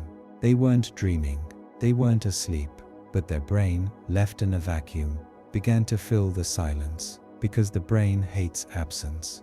It's built to find signals, patterns, meaning, and when none are given, it will make them up. This isn't just theory, it's biological. Sensory deprivation, even in mild forms, causes the visual cortex to become hyperactive. Auditory pathways start amplifying the smallest noise. The default mode network, the system in your brain responsible for daydreaming and introspection, kicks into overdrive. The result is something dreamlike, disorienting, deeply personal. A hallucination not caused by drugs, but by the brain, doing what it always does, interpreting silence. For some, the experience is peaceful. For others, it's terrifying. Because when the outside world goes quiet, you're left with whatever's inside. And not everyone likes what they find. Old memories, fears, voices you thought were long gone. The Ganzfeld state doesn't invent these things. It just unmasks them. Today, Ganzfeld techniques are still used in consciousness research, in sensory therapy, in art installations, and quietly, in fringe studies of perception and consciousness. Because no matter the context, the result is the same. When the world stops speaking to you, your mind starts speaking louder. So the next time you seek stillness, a quiet room, a moment alone, a night without screens or sound, pay attention, because beneath the noise of the world, beneath all the signals and alerts and distractions, your brain is still reaching, still searching, still making meaning, even if it has to invent it from the dark.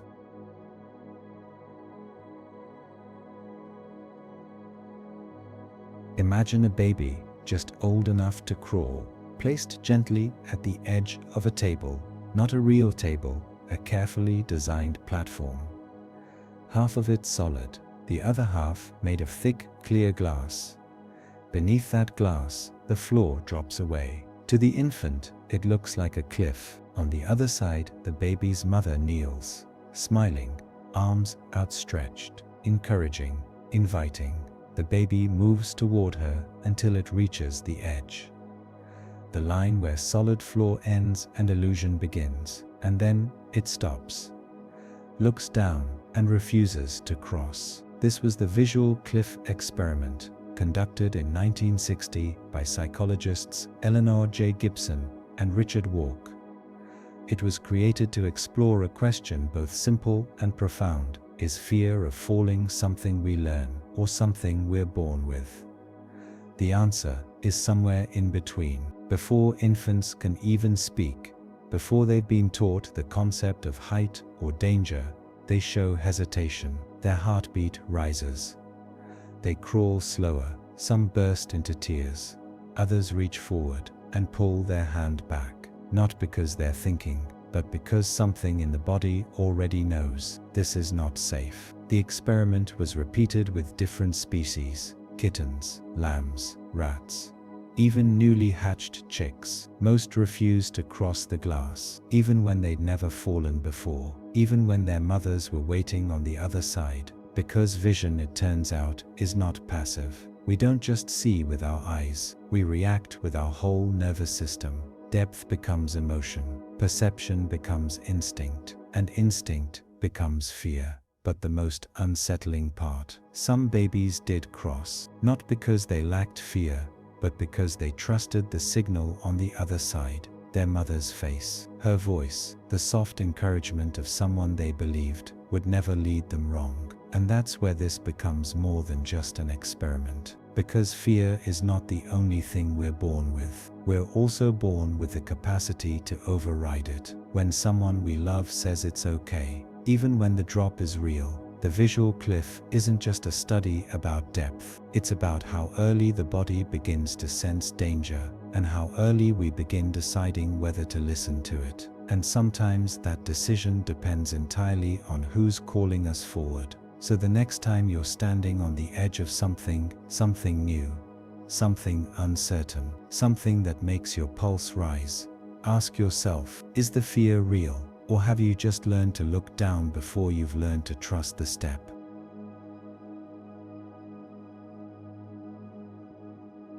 Imagine waking up from brain surgery. You feel fine. You can walk, talk, think. You feel like you. But then someone shows you a picture, a snow-covered house. They flash it to your left eye only, and they ask you to point to something related to what you saw. Then they ask, why did you choose that?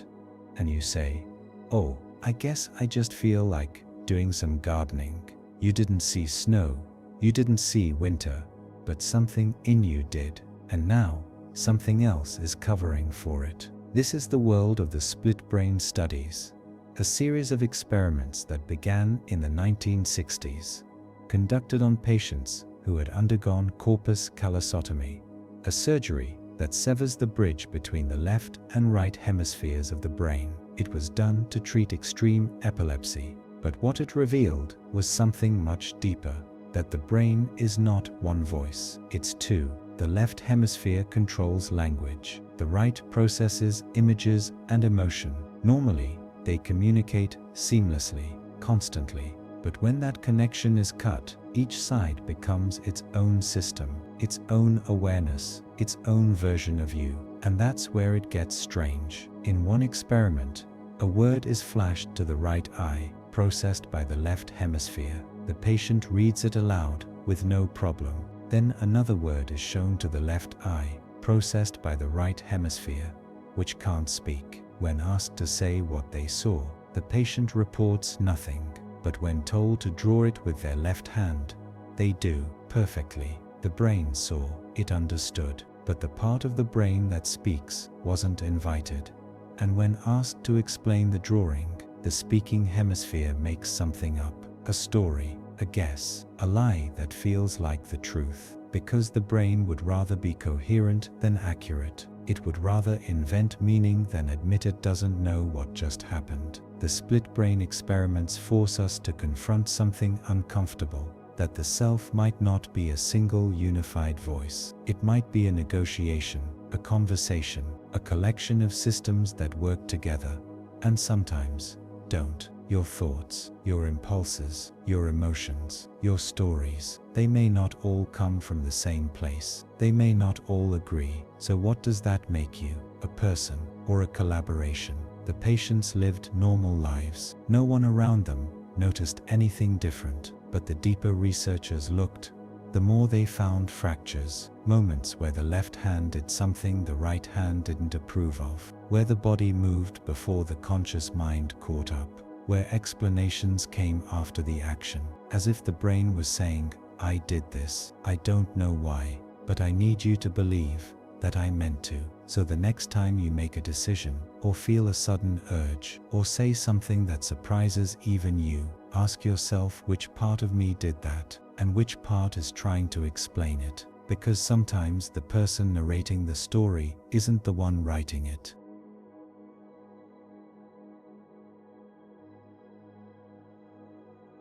Imagine a small child in a quiet room. Toys are scattered across a carpet. Their mother is seated nearby. A stranger enters, unfamiliar, soft-voiced, and then the mother stands up and quietly walks out. The door clicks shut. What happens next has been studied for over 50 years. Does the child cry? Does the child panic? Do they freeze or ignore it completely? When the mother returns, do they run to her, cling to her, reject her, punish her?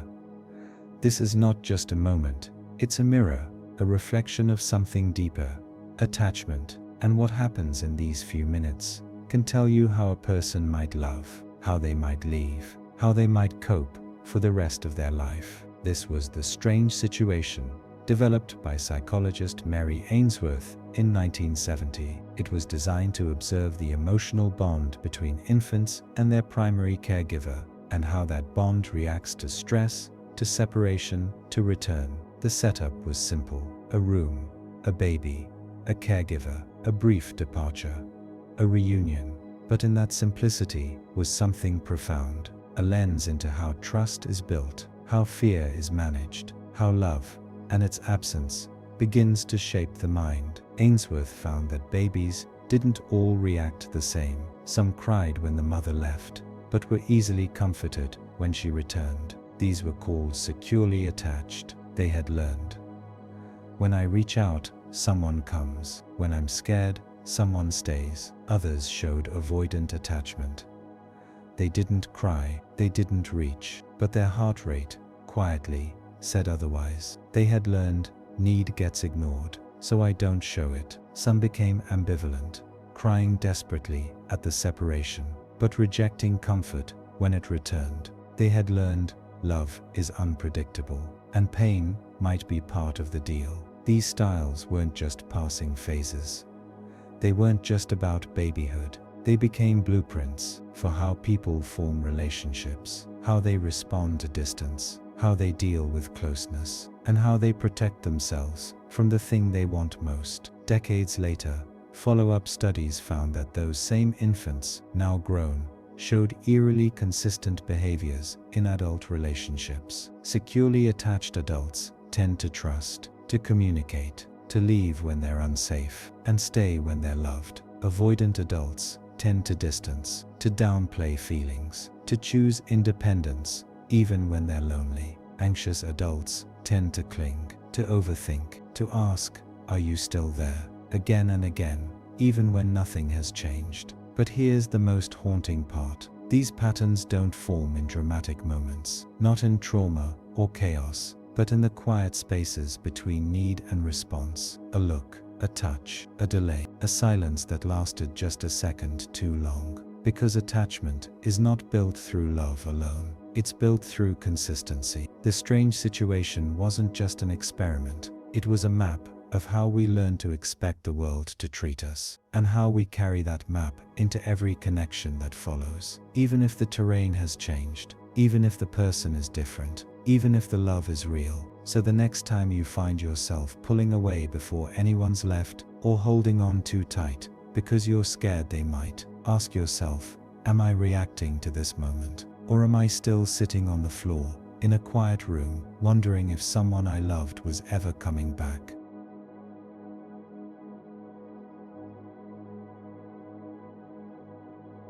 Imagine being told you're part of a medical program, that doctors will monitor your health, that they'll take care of you.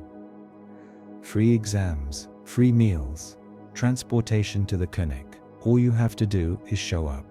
You're poor, you're black, you live in the rural South in the 1930s, a time and place where trust in medicine already comes hard. But these men wear white coats, they speak with authority, they say the government is here to help. So you sign the papers, and you let them take your blood, and you wait for the cure.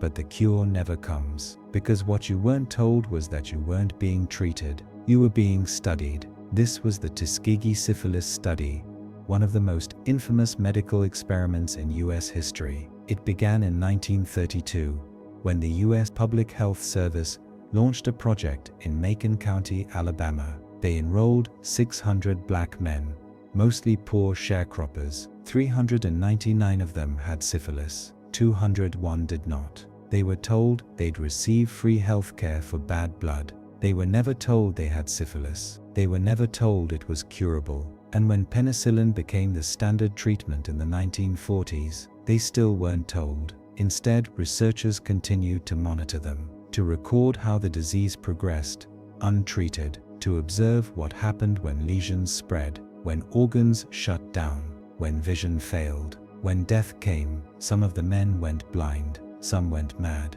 some passed it to their wives, some passed it to their children. And the doctors, they kept watching for 40 years. It wasn't a mistake, it wasn't oversight, it was deliberate. At every level, from field agents to federal supervisors, the men were denied information, they were denied choice, they were denied dignity. Even when they asked questions, even when they got sick, they were told to keep coming back, and many did, because they trusted, because they didn't know any better, because they thought someone finally cared. The study wasn't exposed until 1972, when a whistleblower leaked the story to the press. By then, dozens had died, wives were infected, children were born with congenital syphilis. The public was horrified. Lawsuits followed. A formal apology wouldn't come until 1997. By then, most of the participants had passed away, but the damage had already been done, not just to the bodies of the men, but to the soul of an entire community. Because the Tuskegee study wasn't just a betrayal of trust, it was a weaponization of it. It told an entire generation of black Americans, you are not safe in the hands that claim to help you. It planted a seed of mistrust,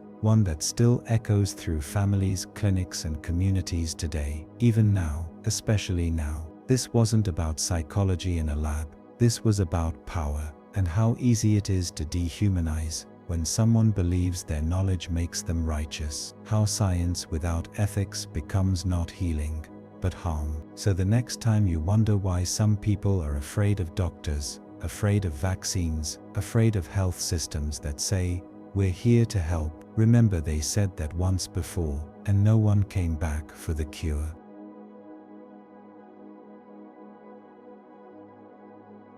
Imagine being told you're part of a medical program, that doctors will monitor your health, that they'll take care of you. Free exams, free meals, transportation to the clinic. All you have to do is show up.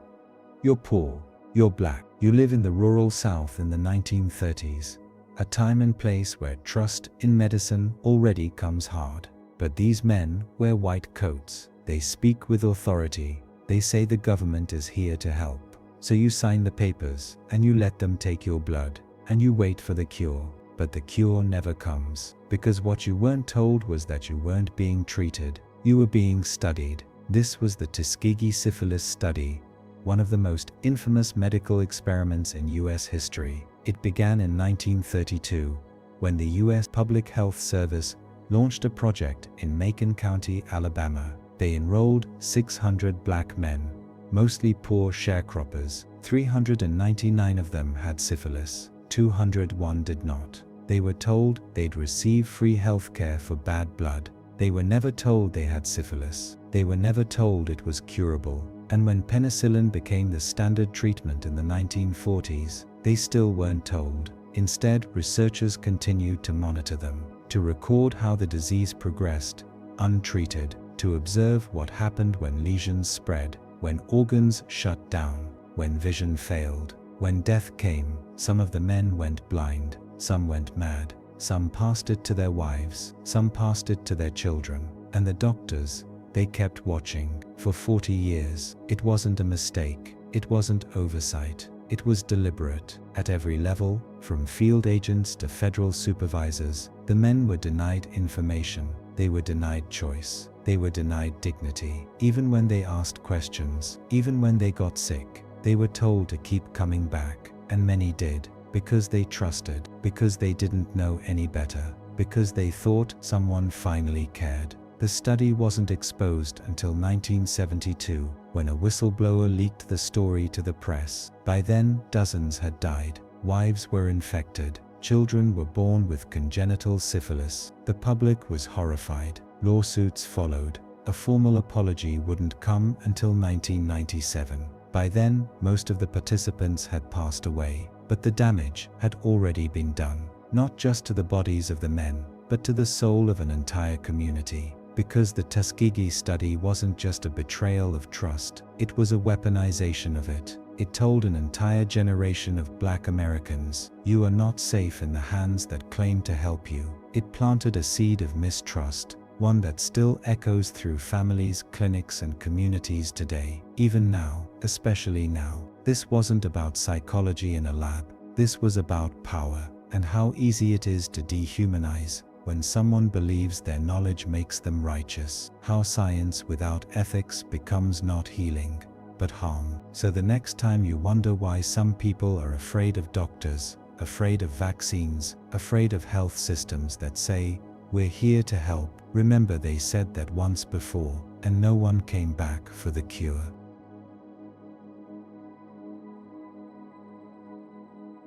Pain is real, but so is belief. Imagine placing your hand into a bucket of ice water. Not cold, ice cold, 0 degrees Celsius. No warmth, no give. You're told to keep your hand submerged for as long as you can. A minute, maybe 2. You feel the sting immediately, the sharp, creeping ache that climbs into your bones. Your heart rate rises, your breath shortens, the seconds stretch. The water doesn't warm, the pain doesn't stop, but something strange happens. You hold on, longer than you thought you could. Why? Because someone told you that you could. This is the cold pressor test, a staple in pain research and psychology. Deceptively simple, quietly powerful.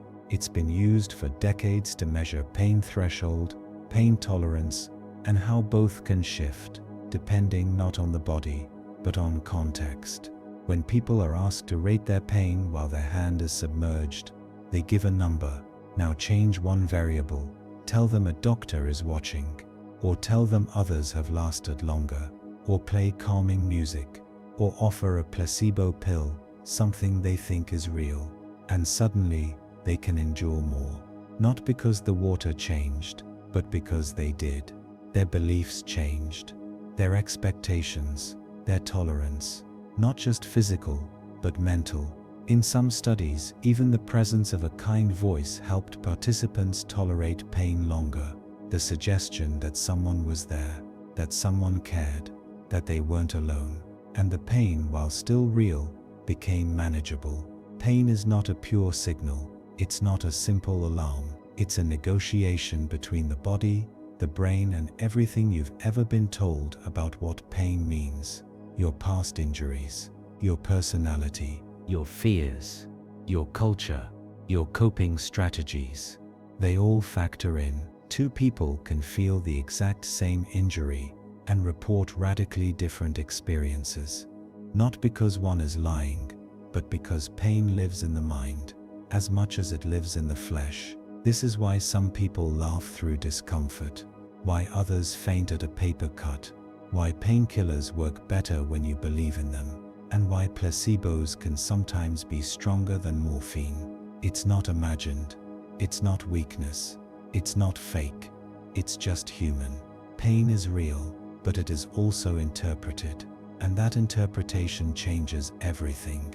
So the next time you feel overwhelmed by physical pain, emotional pain, existential pain, ask yourself, not is this real, but what am I telling myself about it? Because sometimes the difference between pain that breaks you and pain that passes through you is a belief that you can handle it, that it will end, that someone sees you, and that you are not alone in the cold.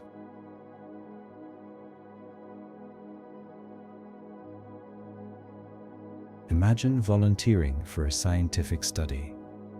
Not for money, not for recognition, but because you believe it will help save lives. It's 1944. World War II is still raging, and you're told that millions will soon face famine. Civilians, refugees, survivors, doctors need to know how to treat them, how to help people recover from starvation without doing more harm. You agree, you sign the forms, you commit for a year, you eat your last full meal, and then you begin to starve.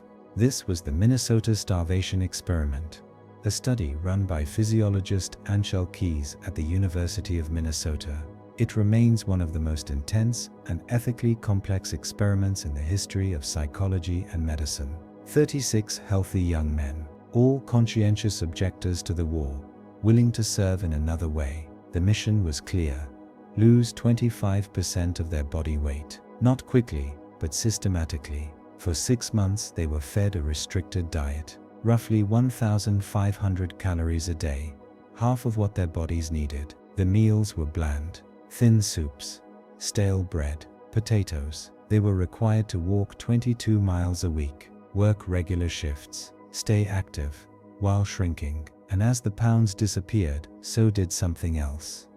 Themselves. At first, it was just fatigue, then irritability, mood swings, depression, obsession. Soon, food became all they could think about. They dreamed of feasts, read cookbooks compulsively. Some began hoarding crumbs. Others lied about how full they felt. One man was found digging through the garbage. Another broke down in tears over a broken dish. Not because it was sentimental, but because it had held food. As starvation deepened, so did the psychological effects. Participants became withdrawn, isolated. They lost interest in everything: relationships, sex, humor, meaning. Some self-harmed. One man cut off 3 of his fingers with an axe, not because he was suicidal, but because the line between suffering and reason had started to blur. The study lasted for a year. 6 months of starvation, 3 months of recovery, and years of impact. Many participants said they were never the same again. Not physically, not emotionally, not in how they saw the world or themselves, because starvation doesn't just take your weight, it takes your identity. But the data saved lives. The results helped shape how famine victims were treated after the war. It informed modern eating disorder treatment. It taught doctors that refeeding must be done carefully, slowly, with compassion. It showed that starvation is not just a physical crisis, it's a psychological collapse. And when the body goes without, the mind goes with it. We like to think hunger is simple, that it's just a number, just weight loss, just willpower. But what this experiment revealed is something darker, that hunger is a kind of quiet madness, that the brain deprived of nourishment turns against itself, turns inward, and begins to disappear. So the next time you think of hunger, in a classroom, in a crisis zone, in someone who looks fine on the outside, remember, it's not just about food, it's about identity, stability, sanity. And what a person becomes when survival is the only thing they can feel. Imagine you're watching someone speak. They say a word, let's say, bear. You hear it, it sounds normal, but then you close your eyes and hear it again. Still bear. Now you open your eyes and watch their lips move differently. The shape of their mouth changes. And even though the audio hasn't changed, you hear something new. Not bear, but air. What's happening? Nothing changed, except what you saw. This is called the visual dominance effect. A phenomenon where when the senses conflict, vision overrules everything else. Even when your ears tell you one thing, your brain trusts your eyes more. This was first studied through experiments like the McGurk effect in the 1970s. But the underlying concept runs deeper. It affects how we listen, how we decide, how we believe, and it explains why, in moments of doubt, we look before we think. We evolved to trust our eyes. For most of human history, sight meant survival, danger on the horizon, food in the distance, a face that means safety or threat. So when visual and auditory input conflict, the brain resolves it by picking the more reliable source, not the correct one, the dominant one. And that's almost always your vision. It's not just about sounds. This effect shows up in nearly everything. Watch someone hit a drum with no sound, and your brain hears a phantom beat. See a person stumble silently, and you'll imagine the thud. Watch a movie on mute, and you can still feel the emotion, because the eyes do the work the ears never got the chance to. Even memory isn't safe. People shown doctored photos begin to remember events that never happened, because seeing is believing, even when it shouldn't be. But here's where it becomes dangerous, because if we trust what we see more than what we hear, what happens when the image is false, when it's manipulated, edited, framed? What happens when truth becomes a matter of visual design? When deepfakes look better than reality? When stillness is mistaken for guilt? When a confident face makes a lie sound like truth? You believe it, not because you're gullible,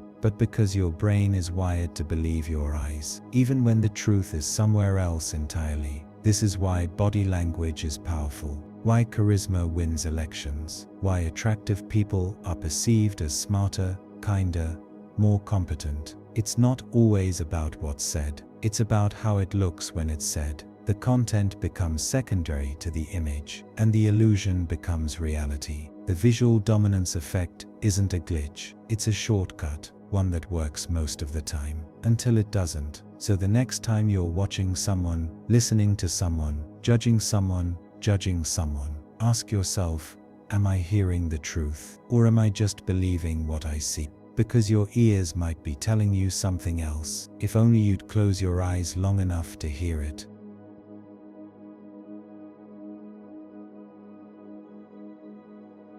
Imagine a robot that looks like a person.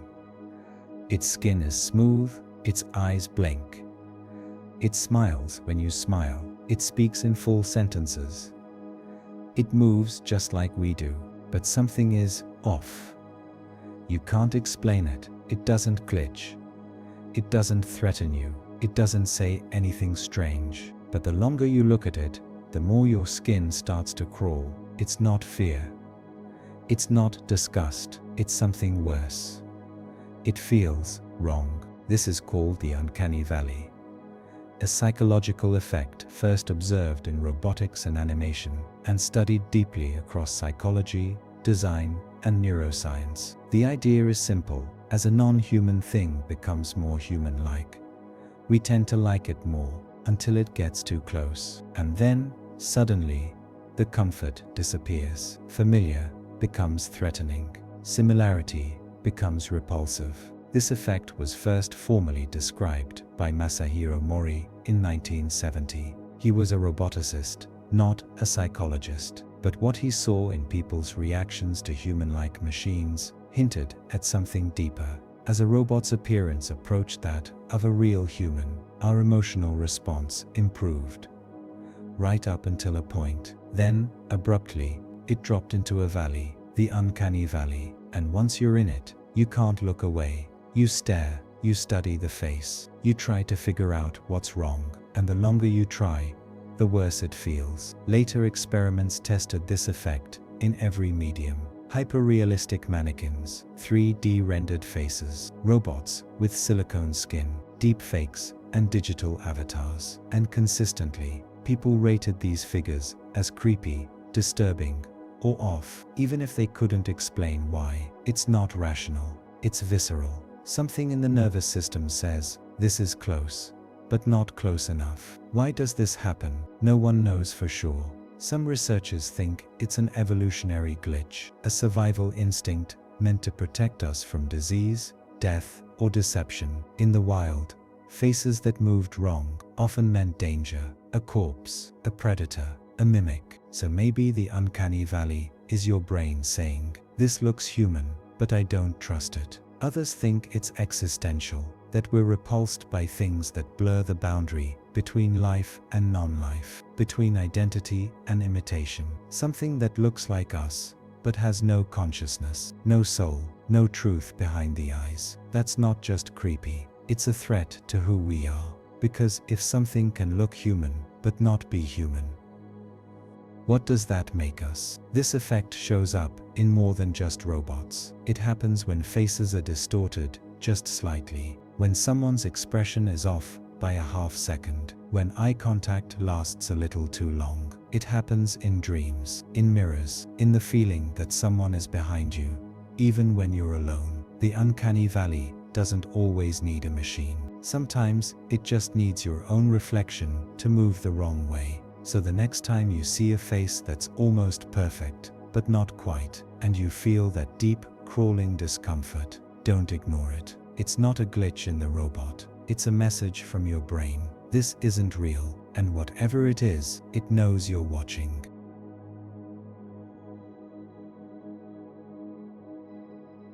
Imagine you're sitting in a lab. There's a small clock in front of you, a dot spinning in a circle, like the hand of a watch. You're told to do something simple. Flex your wrist whenever you feel like it. No cue, no timer, no pattern. Just wait and move. But there's a catch. As soon as you decide to move, you're asked to note the exact position of the dot, the precise moment you chose. Behind you, a machine is watching your brain, an EEG, recording the electrical signals inside your skull.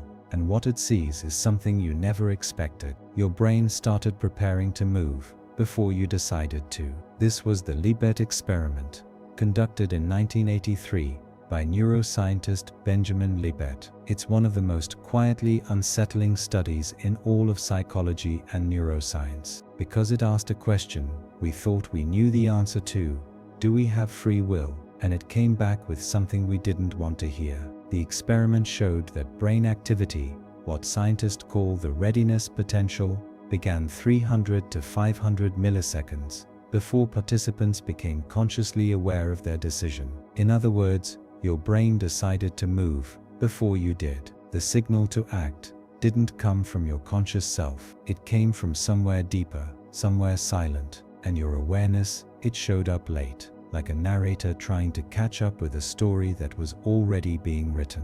Libet's work launched decades of debate, because if the brain acts before the mind decides, what does that make free will? An illusion, a story we tell ourselves, a post-rationalization of something already in motion. Some researchers argued that SleepLab misunderstood the data, that readiness potential doesn't equal decision, that maybe free will happens just after the build-up, but before the action. SleepLab himself believed we might not have full control over the impulse, but we might still have the power to veto it, to say no, to stop. He called it free won't, a last-minute override, a conscious hand on the emergency brake. But even that was hard to prove. Follow-up studies kept finding the same thing. The brain knows what you're going to do before you do, milliseconds before, sometimes seconds. And the self, the part of you that says, I just made a choice, may not be the source of the action. It may just be the witness. So what does that mean? That you're not free, that your thoughts aren't really yours, that you're just a passenger? Not quite. But it does mean that the story of free will might be more complicated than it feels. That decisions rise up from layers of thought you don't have access to, from memories you can't name, from instincts, biases, patterns, millions of microscopic factors that push the decision forward before you even notice you're choosing. The conscious self is still important. It still matters. But maybe not as the author. Maybe it's the editor, the storyteller, the voiceover added after the scene has already played out. And that's not failure, it's function. Because your brain doesn't need you to choose. It needs you to believe you chose. So the next time you say, I just felt like doing it, or it was my decision, or I don't know why, I just did, you might be telling the truth. But the real choice, it already happened. You just showed up to take the credit.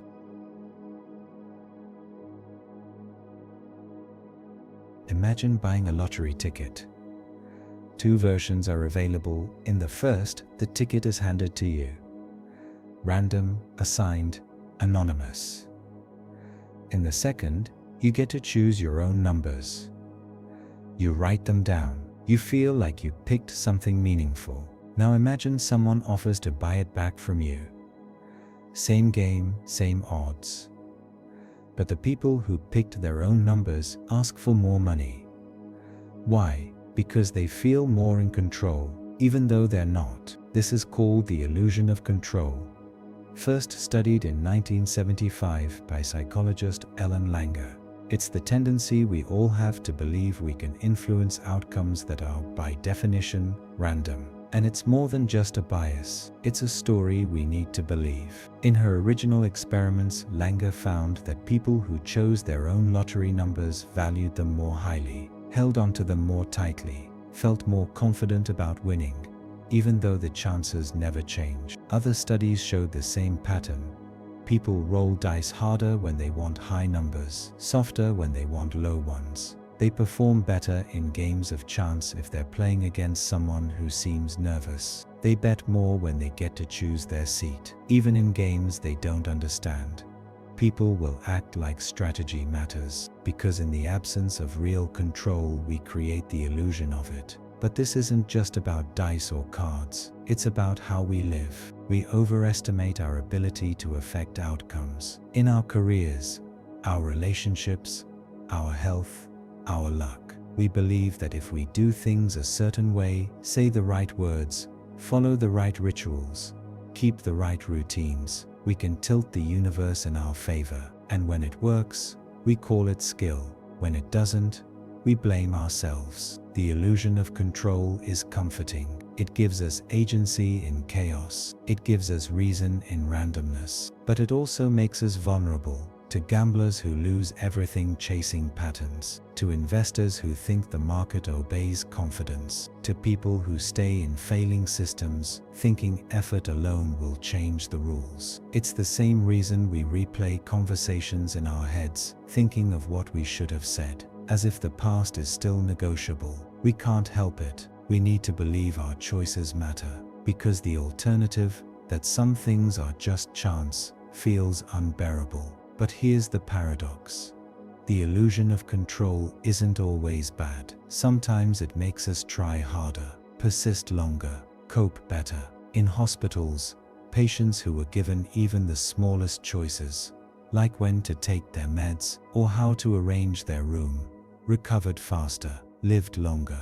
control, even imagined, can give life meaning, even if it isn't real. So the next time you're gripping the dice a little tighter, or walking the same route for luck, or thinking, if I do it just right, I'll win this time, ask yourself, do I really have control? Or do I just need to feel like I do? And then decide, is that belief helping you survive, or just keeping you from seeing how much of this was never yours to hold?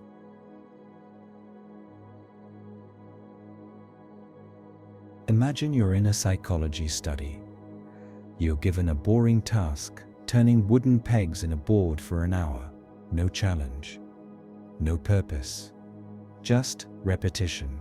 At the end, a researcher asks you for a favor. Can you tell the next participant that the task was interesting, that it was fun?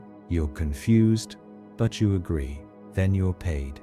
One of two amounts, either $1 or $20. Later, they ask how much you actually enjoyed the task. And here's where it gets strange. The people who were paid $20 said what you'd expect. It was boring. I just said it was fun because I got paid. But the people who were paid $1, they said it was actually kind of interesting. This was the classic cognitive dissonance study, conducted by psychologists Leon Festinger and James Carl Smith in 1959. And what it uncovered still haunts the field of psychology today. When our actions and our beliefs don't align, we feel discomfort, a mental tension, a crack in the story we tell ourselves about who we are. And rather than admit we acted against our values, we change the story. In this case, the lie was the same.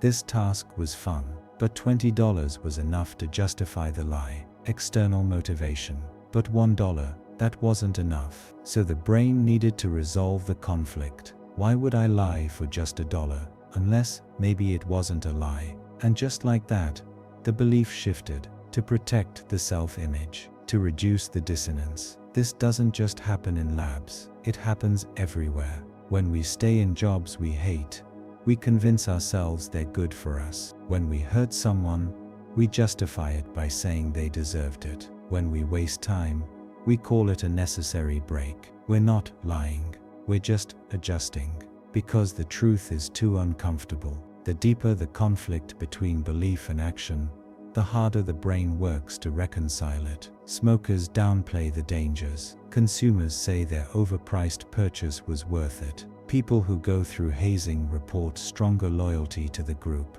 because suffering, without a meaningful reason, creates dissonance, and the mind won't allow that. So it finds a reason, even if it has to make one up. Cognitive dissonance isn't about weakness, it's about survival. The brain protects the self-image like it protects the body. When identity is threatened, it builds new scaffolding, new beliefs, so the structure doesn't collapse. It's not logic, it's maintenance. We don't just want to feel good, we want to feel consistent. But here's the quiet danger. The more skilled we become at rewriting reality, the harder it becomes to see ourselves clearly. And sometimes the lie feels better than the truth ever did. So the next time you catch yourself saying, "It wasn't that bad, it was worth it, I had no choice," pause, ask yourself, am I remembering the truth, or am I just trying to make the story fit what I've already done? Because the mind can only hold so much tension before it chooses the version of you that hurts less.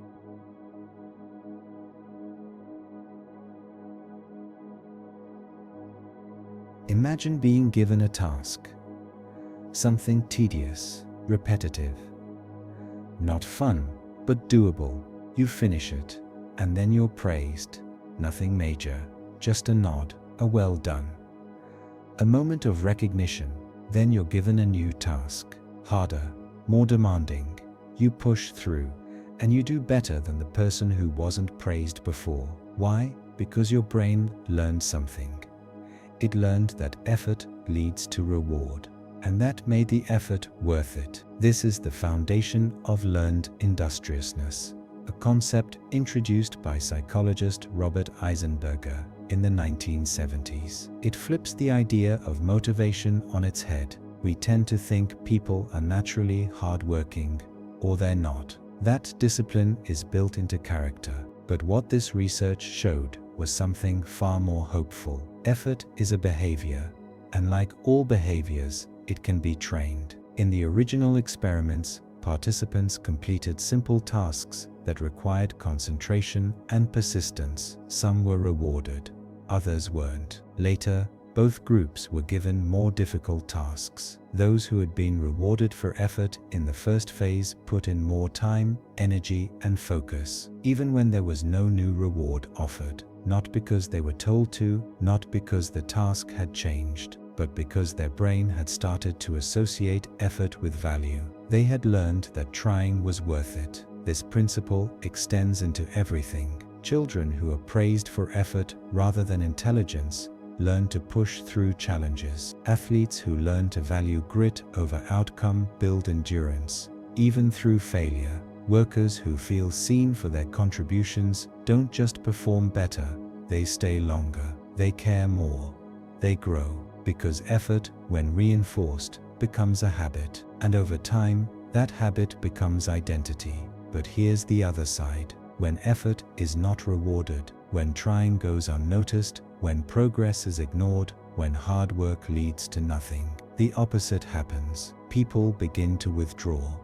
They disengage, they stop raising their hands, stop trying new things, stop believing that effort matters at all. And the brain learns that too. Not "I'm lazy," but trying doesn't matter. And that belief can last a lifetime. Learned industriousness reveals a quiet truth. Motivation isn't just about passion or personality. It's about feedback, reinforcement, patterns built over time. The question isn't, why aren't they trying harder? It's what did they learn happens when they try? Because for some people, trying meant silence, or punishment, or being told, not good enough. And the brain remembered that. So the next time you want to grow, or help someone else grow, don't just look at the result. Look at the effort. Notice it, value it, reinforce it. Because the brain will ask, was this worth it? And your response might shape everything that happens next. Imagine you've bought a ticket to a concert. It wasn't cheap. The night comes, and you're exhausted. The weather's bad. You don't want to go. But you go anyway. Why? Because you paid. You feel guilty wasting the money. Even though that money is already gone, even though going won't bring it back, even though staying home would make you feel better, you still go. Because the cost isn't just financial anymore, it's emotional. This is the sunk cost fallacy, the tendency to continue investing in something not because it's working, but because you've already invested too much to walk away. It shows up everywhere. In toxic relationships, in broken projects, in careers that stopped making sense years ago. We stay, not because it's right, but because leaving feels like losing, and we don't want to feel like we've wasted anything.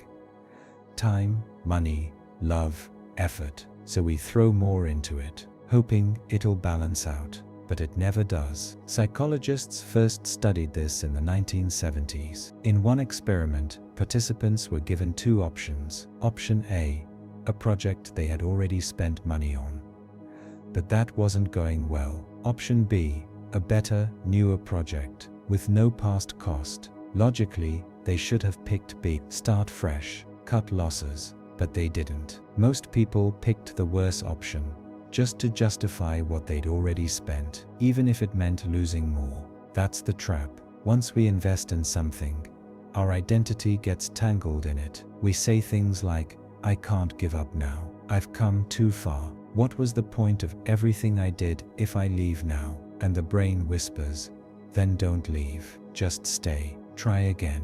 Keep going. But persistence isn't always strength. Sometimes it's just fear, dressed up as loyalty. The sunk cost fallacy turns effort into a prison, and the longer you've stayed, the harder it becomes to see a way out. Even when you're hurting, even when it's failing, even when the best part of the experience is already behind you. It's not just individuals. Entire companies fall into this. Governments, nations, wars. We've spent too much to pull out now. And so they double down, triple down, until there's nothing left to save but the illusion of not having made a mistake. But here's the truth: walking away isn't wasting what you invested. That cost was paid the moment you stepped in. What you do next is the only part still in your control. So the next time you find yourself saying, "I can't quit now, I've already put so much in," pause. Ask yourself, would I still choose this if I hadn't already chosen it once? Because your past doesn't get to decide your future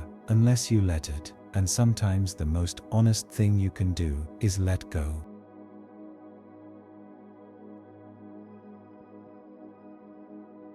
You know the truth, but can you imagine someone else doesn't? Imagine this: a child watches as a doll, let's call her Sally, places a marble into a basket. Then Sally leaves the room. Another doll, Anne, enters. She moves the marble, takes it out of the basket and puts it into a nearby box. Then Sally comes back. Now the question is simple: where will Sally look for the marble? The correct answer is obvious. The basket. That's where she left it. That's where she thinks it still is. But not every child gets that right, especially young ones. Because some of them say, "the box." Why? Because they know it's in the box, and they assume Sally must know it too. They can't imagine that someone else's mind might hold a belief that's false, that someone else's reality might be different from their own. This is the false belief task, first used in the 1980s to study something called theory of mind.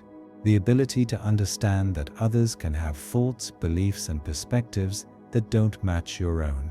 And this shift from knowing to imagining what someone else believes marks one of the most important turning points in human cognition, the moment we begin to understand that not everyone sees the world the same way. Most children pass this test around the age of 4. Before that, their minds are still wrapped in a kind of invisible solitude. They know what they know, and they assume the world does too. It's not selfishness. It's not cruelty. It's just the brain still learning how to step outside of itself, still learning how to build a mind inside someone else's head. When a child finally says Sally will look in the basket, they've done something extraordinary. They've imagined a world that isn't true. They've pictured someone else holding a belief they themselves know is wrong. That's not just intelligence. That's empathy. That's the first step toward compassion, toward deception, toward every complex social interaction we will ever have. Because the moment you realize someone else sees things differently, you gain the power to hurt them, heal them, or manipulate them. Theory of mind doesn't stop at childhood. We carry it, or we fail to, for the rest of our lives. People with autism often struggle with it. So do people with certain types of brain damage. Even adults can lose it temporarily, in moments of stress, trauma, or anger. Because imagining another person's inner world takes energy, takes effort, takes a kind of cognitive humility that's easy to forget, and even easier to fake. We all think we understand other people, but sometimes we assume too much. We expect others to know how we feel, without telling them. We get angry when someone doesn't react the way we would. We judge decisions based on our knowledge, not theirs. We fail the false belief task all over again, just with bigger consequences. So the next time someone disappoints you, misunderstands you, hurts you in a way that doesn't make sense, pause. Ask yourself, what did they believe? What did they not know? What version of the world were they seeing that I couldn't? Because empathy doesn't mean agreeing. It means imagining. And sometimes the most powerful thing you can do is remember, you might be right, but they don't know that yet.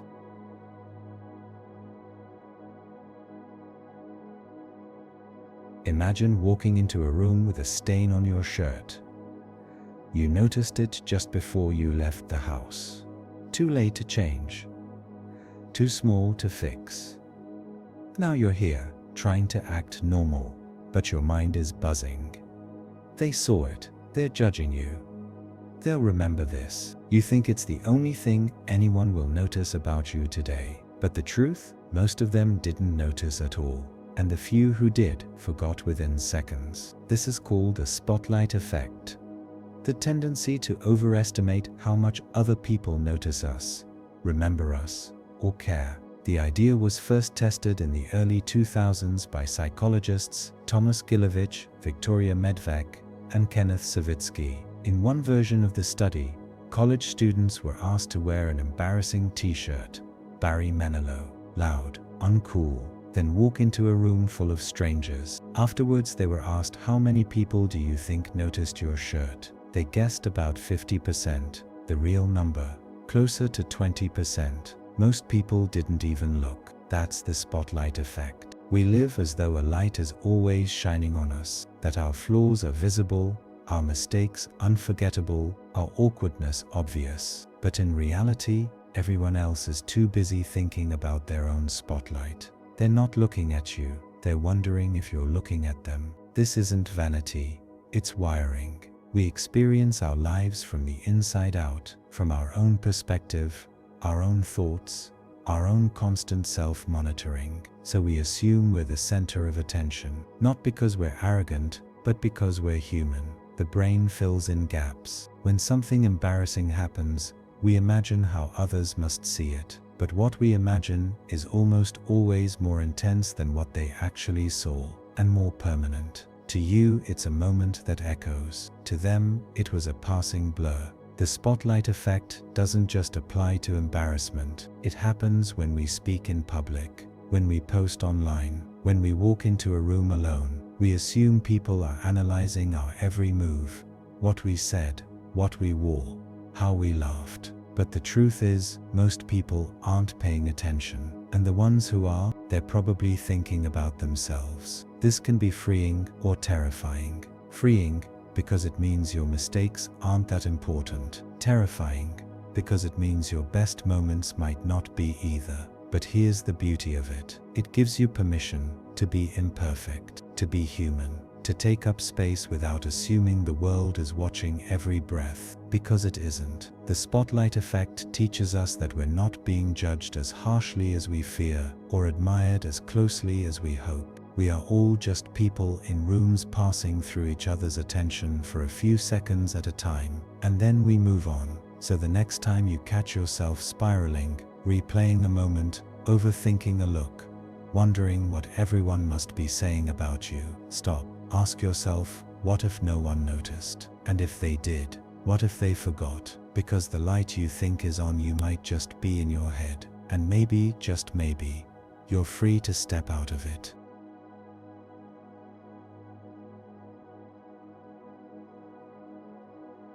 Imagine placing a mirror in front of a chimpanzee. At first, it does what you'd expect. It looks, tilts its head, reaches out to touch the glass, thinks it's seeing another animal, but then something changes. It starts using the mirror to examine itself, looks inside its own mouth, touches parts of its body it couldn't otherwise see, wipes a mark off its face that wasn't there before, and suddenly, it's not a reflection, it's a realization. That's me. This is called the mirror test, developed in 1970 by psychologist Gordon Gallup Jr. to measure self-awareness in animals. The idea was deceptively simple. Place a visible mark, usually red or blue, on an animal's face without them knowing. Then give them a mirror. If they touch the mark, not the mirror, not the reflection, but their own face, it suggests something extraordinary. They understand the reflection is themselves. It's not just about sight, it's about recognition. The ability to hold an image in your mind and say, that's me. That's not instinct. That's not learned behavior. That's identity. And only a few creatures have ever passed the test. Great apes, dolphins, elephants, some birds, occasionally, certain fish, but most animals, they fail. They see the mirror and think it's someone else. They fight it, flee from it, ignore it, because their brain hasn't drawn the boundary between self and other. Not yet, maybe not ever. Humans don't pass right away either. Most infants under 18 months don't recognize themselves. They smile at the mirror, reach for the other baby, but slowly, the awareness begins to bloom. By 2 years old, many children begin to touch the mark. They realize, this is my face, my body, I am here. And from there, everything changes, because once you know you exist, you can begin to wonder who you are. The mirror test isn't perfect. It's been criticized for being biased toward visual species, for mistaking curiosity for cognition, for assuming self-awareness always looks the same. But the question it asks is one that still lingers. What does it mean to know yourself? Is it recognizing your own face, or remembering your name, or understanding your place in a story that others are watching? Some argue self-awareness is more than mirrors. It's memory, shame, regret, hope, things that can't be measured in glass. But there's something unsettling about the mirror, because even those of us who pass the test still have moments where we look into our own reflection and feel like a stranger is staring back, where recognition isn't comfort but confrontation, because knowing you exist doesn't mean you know who you are. So the next time you look into a mirror, not just glance, but really look, ask yourself, what are you seeing? A face?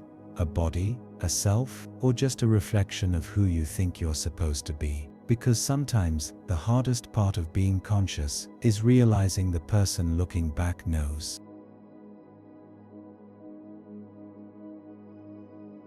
Imagine you're a child. You're in a room filled with toys, soft light, friendly faces, nothing dangerous, nothing strange. A researcher hands you a new toy. You've never seen one like it before. They smile and say, "Here, you can play with this." You take it in your hands, start exploring. And then, it breaks, snaps apart, stops working, falls to pieces. You freeze. You didn't pull too hard. You didn't mean to break it. But now, the adult looks surprised, disappointed, maybe even a little sad. They ask, what happened? And slowly, the guilt begins to form. This was the broken toy experiment, a study conducted in the late 1990s by Deborah Capaldi and others to examine the development of guilt, shame, and responsibility in children. What they found was subtle and disturbing. Children blamed themselves for a toy that was rigged to break. It didn't matter that it was designed to fail. It didn't matter that they'd done nothing wrong. They still felt responsible. And for some children, that moment stayed with them. Why? Because guilt doesn't wait for evidence. It doesn't ask for logic. It starts the moment a child believes, I caused something bad, even if they didn't, even if they couldn't, even if no one told them it was their fault. Because sometimes, silence is enough. What this experiment showed is how early the mind begins to build a blueprint for blame, that a child's sense of wrong can form from nothing more than a glance, a tone, a change in posture, no yelling, no punishment, just the heavy weight of a feeling they don't yet have words for. Some children in the study reacted with sadness, some with fear, some tried to fix the toy, some tried to fix themselves. They apologized, cried, asked if they were in trouble. Others went quiet, shut down, withdrew. The beginnings of shame, not just I did something bad, but I am bad. This matters more than we think, because that reaction, that instinct to absorb blame, doesn't always fade with time.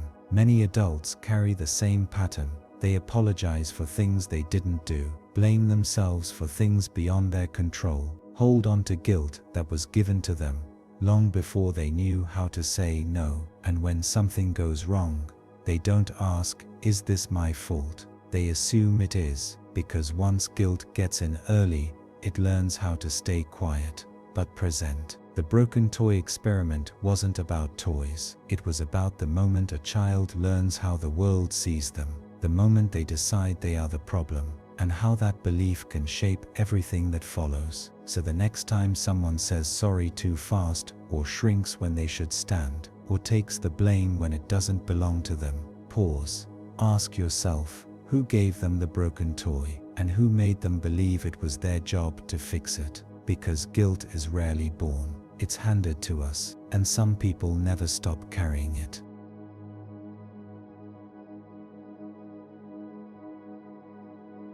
Imagine seeing a person punched in the face. The first time it shocks you, you flinch. You feel it in your chest. The second time, you wince. The fifth time, you barely react. The 10th time, you might not even notice it happened. You're not cruel, you're not broken, you've just seen it too many times. And your mind, in the quiet way it protects itself, has stopped feeling it. This is desensitization, the slow psychological dulling of our emotional response to something we were once disturbed by. And nowhere has it been studied more than in the world of media violence.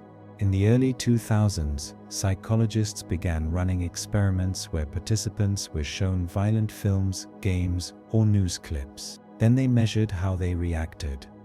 Physiologically, heart rate, skin conductance, brain scans; emotionally, self-reports of shock, fear, disgust; behaviorally, how they responded to others in need.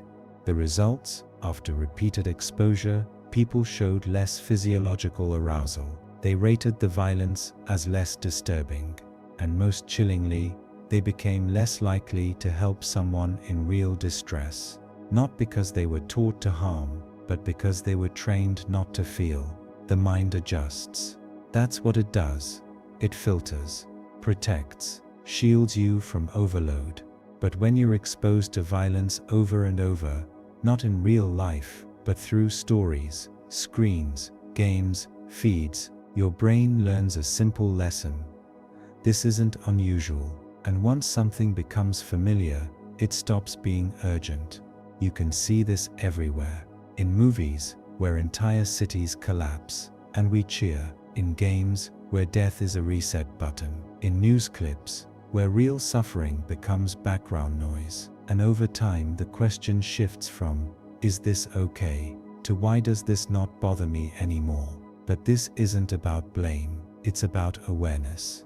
Desensitization doesn't make someone evil, it doesn't turn empathy off forever, but it does make suffering easier to ignore, especially when it's far away. Especially when it's someone else, especially when it fits the shape of violence you've already seen before. Because once pain becomes entertainment, you stop asking whose pain it is, and the real danger.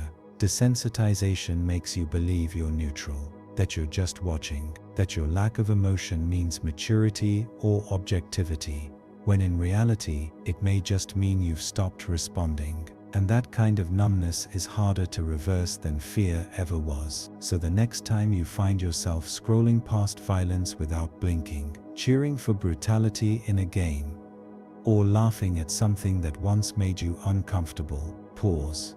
Ask yourself, is this who I am, or is this just what I've gotten used to? Because the brain doesn't always warn you when it's gone quiet. It just lets you keep watching.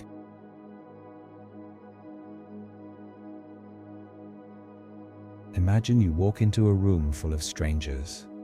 No one knows anyone else, no history, no alliances, no conflict.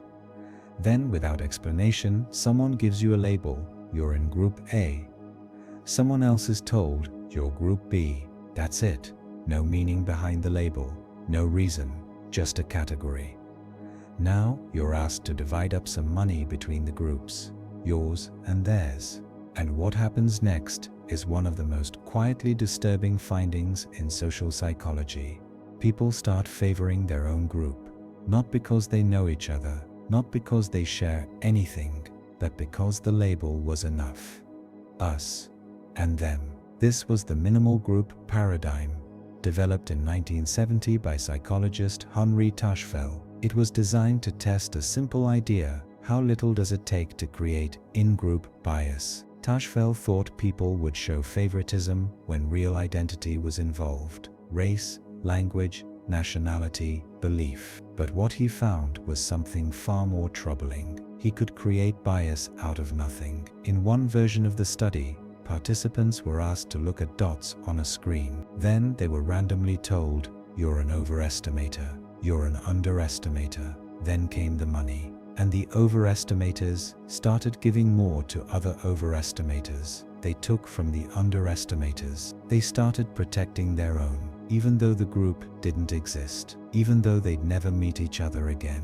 Even though the whole thing was meaningless, the human brain made it mean something anyway. It didn't take a history. It didn't take conflict. It didn't take culture, just a category. And from there, the rest unfolded automatically. Favor your own, distrust the others, minimize their value, maximize yours. What began as dots on a screen became the blueprint for tribalism. The minimal group paradigm has since been repeated, expanded, and confirmed in hundreds of ways. You can create bias with hollow letters, random numbers, art preferences, shirt color, or just saying you're with them, not with them. And once that line is drawn, everything else follows: morality, loyalty, aggression, because the mind wants to belong. And once it finds a group, it learns how to protect it, even when there's nothing to protect. This isn't ancient history. It's everywhere. In schools, in politics, in sports, in brands, in fandoms, in identities we don't fully understand, but defend anyway. We think tribalism comes from deep differences, but sometimes it starts with nothing at all and grows into something we'd die for. So the next time you feel that quiet pull to take sides, to dismiss them, to assume we are right simply because we are with, pause. Ask yourself, what group was I even placed in, and what did I trade away just to stay there? Because the scariest part isn't that people become enemy, it's how fast it happens and how little it takes.